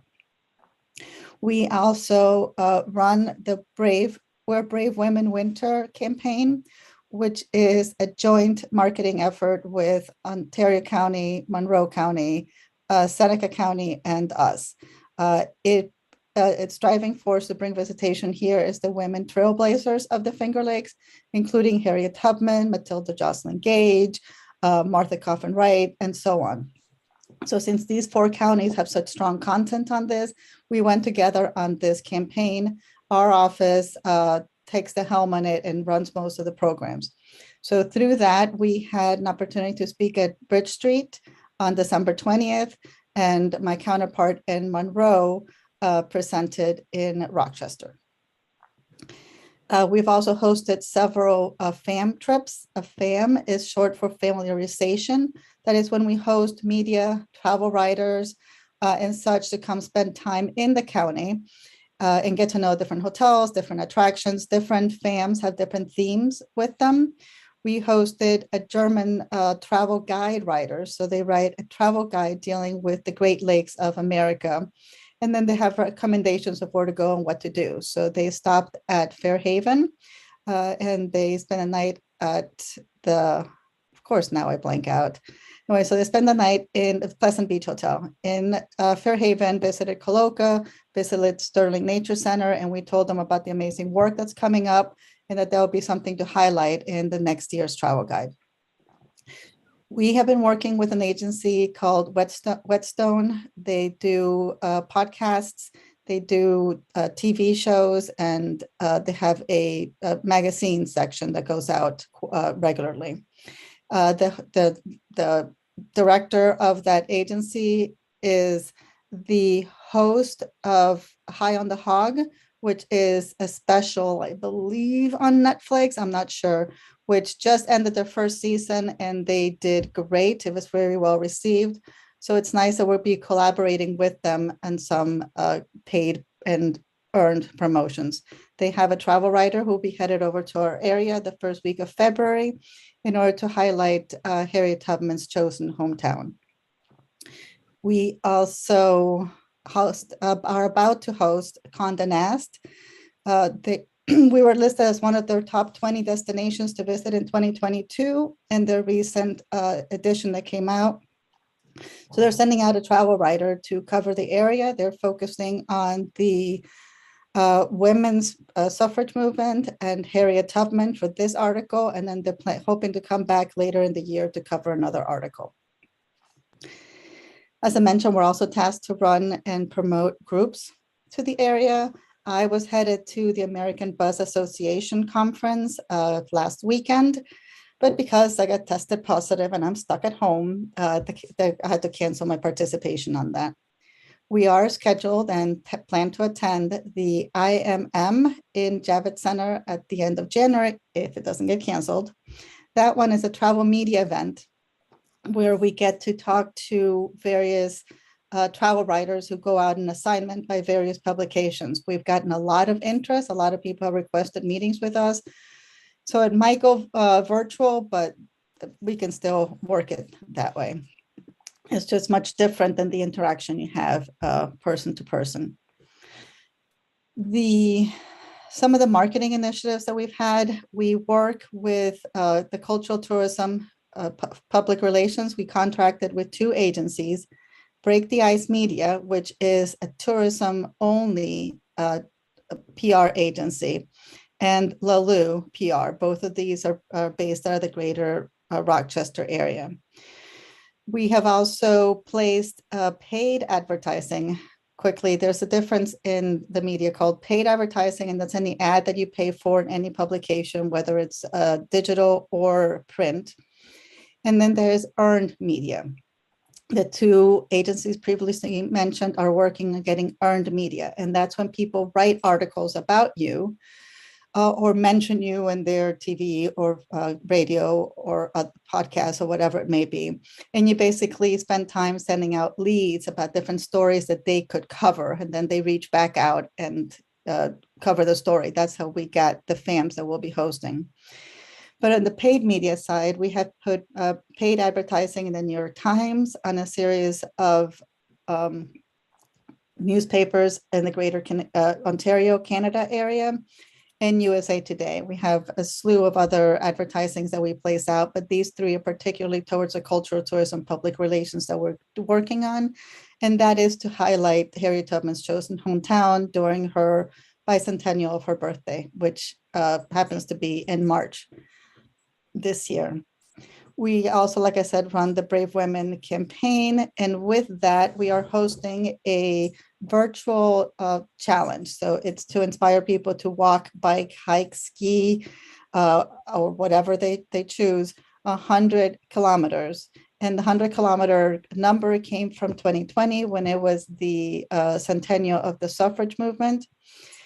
But unfortunately, of course, we didn't do anything in 20. We did it in 21, and it was so well received. We have chosen to continue it. So we're hosting this one in 22. And this is individuals throughout the United States that sign up to do the challenge virtual. We encourage people who live in the area to invite their friends and relatives living outside of the area to join them in the challenge. So that way we capture a lot of individuals outside the area. And by then signing up for the challenge, we have permission to contact them afterwards and then we send them some of our blog content that relates to what they signed up for. And this helps us grow our network and interested individuals in visiting here. We've also been pursuing the Sister Cities Resolution. There's a resolution that was written by Cambridge, Michigan, St. Catharines, Canada, and Auburn in honor of Harriet Tubman and the 3 cities representing some of her story. We are reaching out to try to revive those resolutions. We got confirmation from St. Catharines. They're very excited to do something. Of course, Auburn has been on board, and we're still waiting to get some cooperation from Cambridge, Maryland. Some of the things we have on the works that we'll be working on is the NYSTIA, which is the New York State Tourism Industry Alliance. They have invited us to come do a presentation at their upcoming conference in April. This will inform a lot of tourism representatives from around the state what we're doing and how it's going. We are very honored to be selected to do that presentation.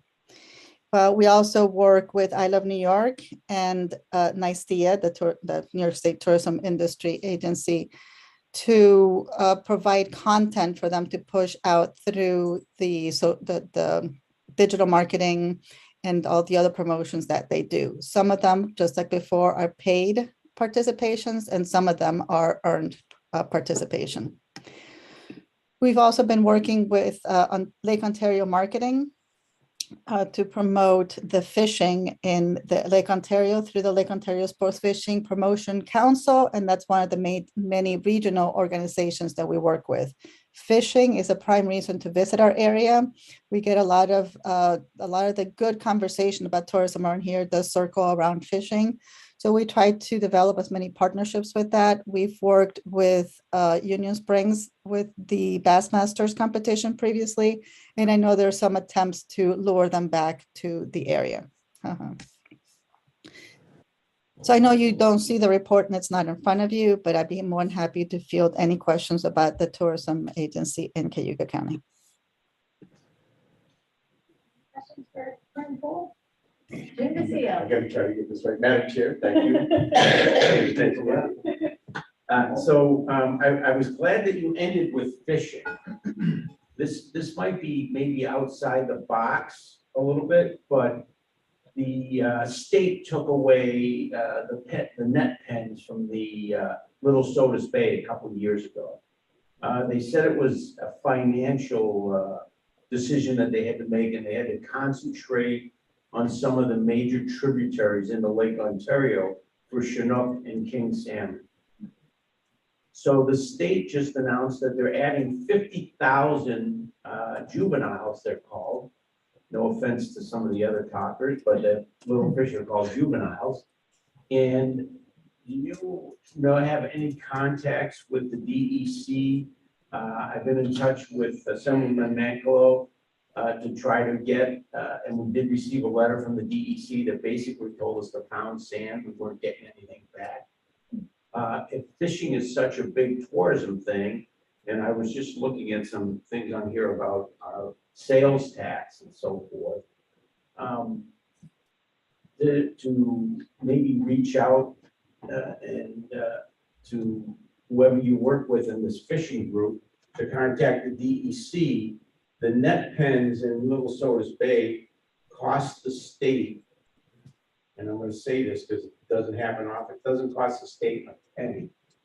The Fairhaven Fishing Charter Association bought the pens, buys the feed, they donate their time, and it was snatched out from under them 2 years ago. And we've been struggling to try to get it back. And fishing is a big part of tourism in Cayuga County. And we have such a small piece of the pie on Lake Ontario with a nice bay that attaches to it. It would be great to get some of them 50,000 Chinook juveniles back in the pens up in Little Sodas Bay. Any connections on that? Yes and no. Yes, I did talk to somebody from DC back in 2019 when the decision was made to pull those.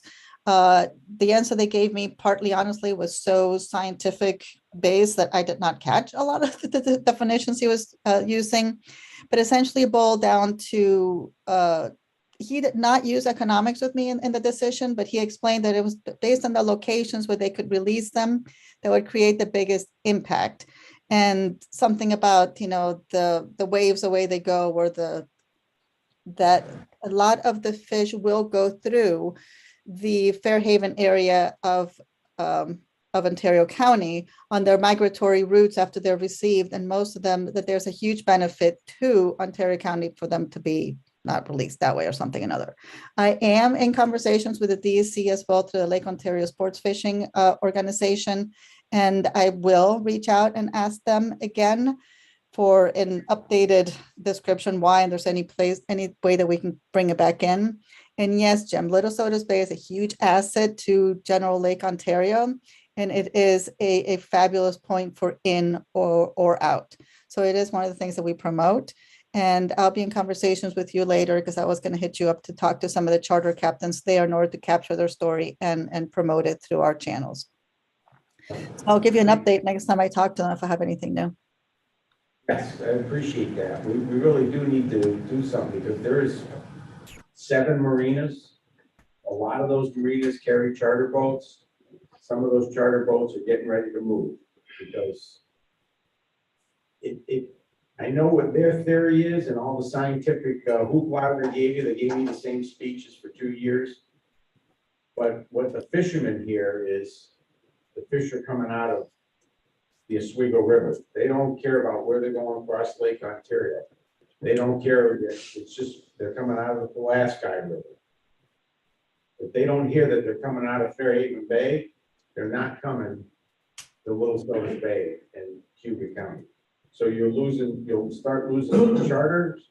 You're going to start losing bed tax and bed stays. You're going to start losing restaurant fees, all those things. It's a kind of a waterfall effect on all of that type of business that helps support Cayuga County and District 1.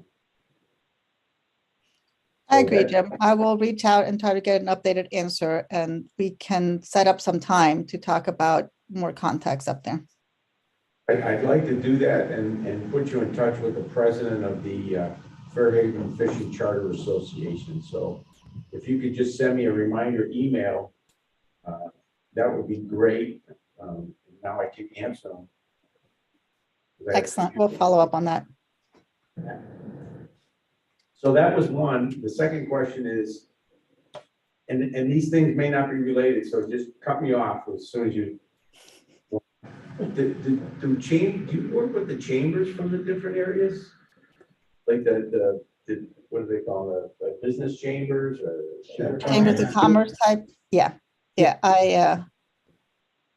yes, we definitely do. And we try to strike different partnerships and how to promote and work together, both through our mutual digital channels as well as the partners in that area. I find it a much better way to connect with the tourism offer in the area, a lot more efficient, because we do have over 700 different tourism partners in Cayuga County that we represent. We can't tell everybody's story, but by connecting with the chambers of commerce, we get their perspective. Okay, just curious. Thank you. Certainly. Any other questions for Nicole? All right, Karen, thank you so much. Thank you. Thanks for your time. Your report, very thorough. Steve Lynch, are you still there? I am. I do have to do your resolution. Yes, thank you, Madam Chair. This is PL1 is a routine resolution. It does two things. It authorizes submitting a grant to get reimbursement for last year's Household Hazardous Waste, or HHW, program and events. And it allows us to circulate an RFP, which we have ready to go out tomorrow with your, on the 23rd, rather, if the legislature approves it, to seek proposals from HHW Recycling Vendor Services. Can I get a motion on this planning resolution 1? Moved by Clarko, second by I'll second it. the seal. Discussion on this. Okay. Hearing none. All in favor? Aye. Any opposed? That is carried. Okay, thank you so much. I appreciate everyone tonight for giving us such a thorough overview of your department. I appreciate that and your reports and the help that you've given Jim to seal this evening. The mayor And the mayor for everything, yeah. No, I really do appreciate it. Look forward to talking with each of you in the next couple weeks, and I hope you have a great evening. Thank you all. All right, this Thank you, meeting Madam is Chair. adjourned. I do have a comment. You are going to be the mayor. Comment by House Pedger? No, seeing as how you limited public works to 3/4 of an hour, perhaps we ought to limit planning to 3/4 of an hour. Oh, I'm not limiting public works. No, I suggest basically that instead of just saying 6:15 or when public works. Yes, that's what I meant. Yep. Okay, Did I not gotta say change that? it to that. I thought you did, but yeah, I meant that. That's what I meant. Okay. Yeah, I would I never think I limit took someone it else. that way. That's how I interpreted it. Yeah, I would never try to do that. They know that. You know that? No. You think I would do I like think nice I Andy Dennis interpreted today? that. Come on. All right. Yes, You got to start time. right. Just so they can get logged in. Right, but they never thought they were gonna have to be here earlier than that. Right. For planning purposes. In the past, and I heard from them today, in the past, they had to log in at 5 a week. Right. You know, that's hard. Right. I think that is a good way to do it. Madam Chair, are you looking for a motion to? Motion to adjourn, second, anything? Second. All right. We're adjourned. Thank you. Thank you. Good thing. We'll go to that. Mr. Yeah.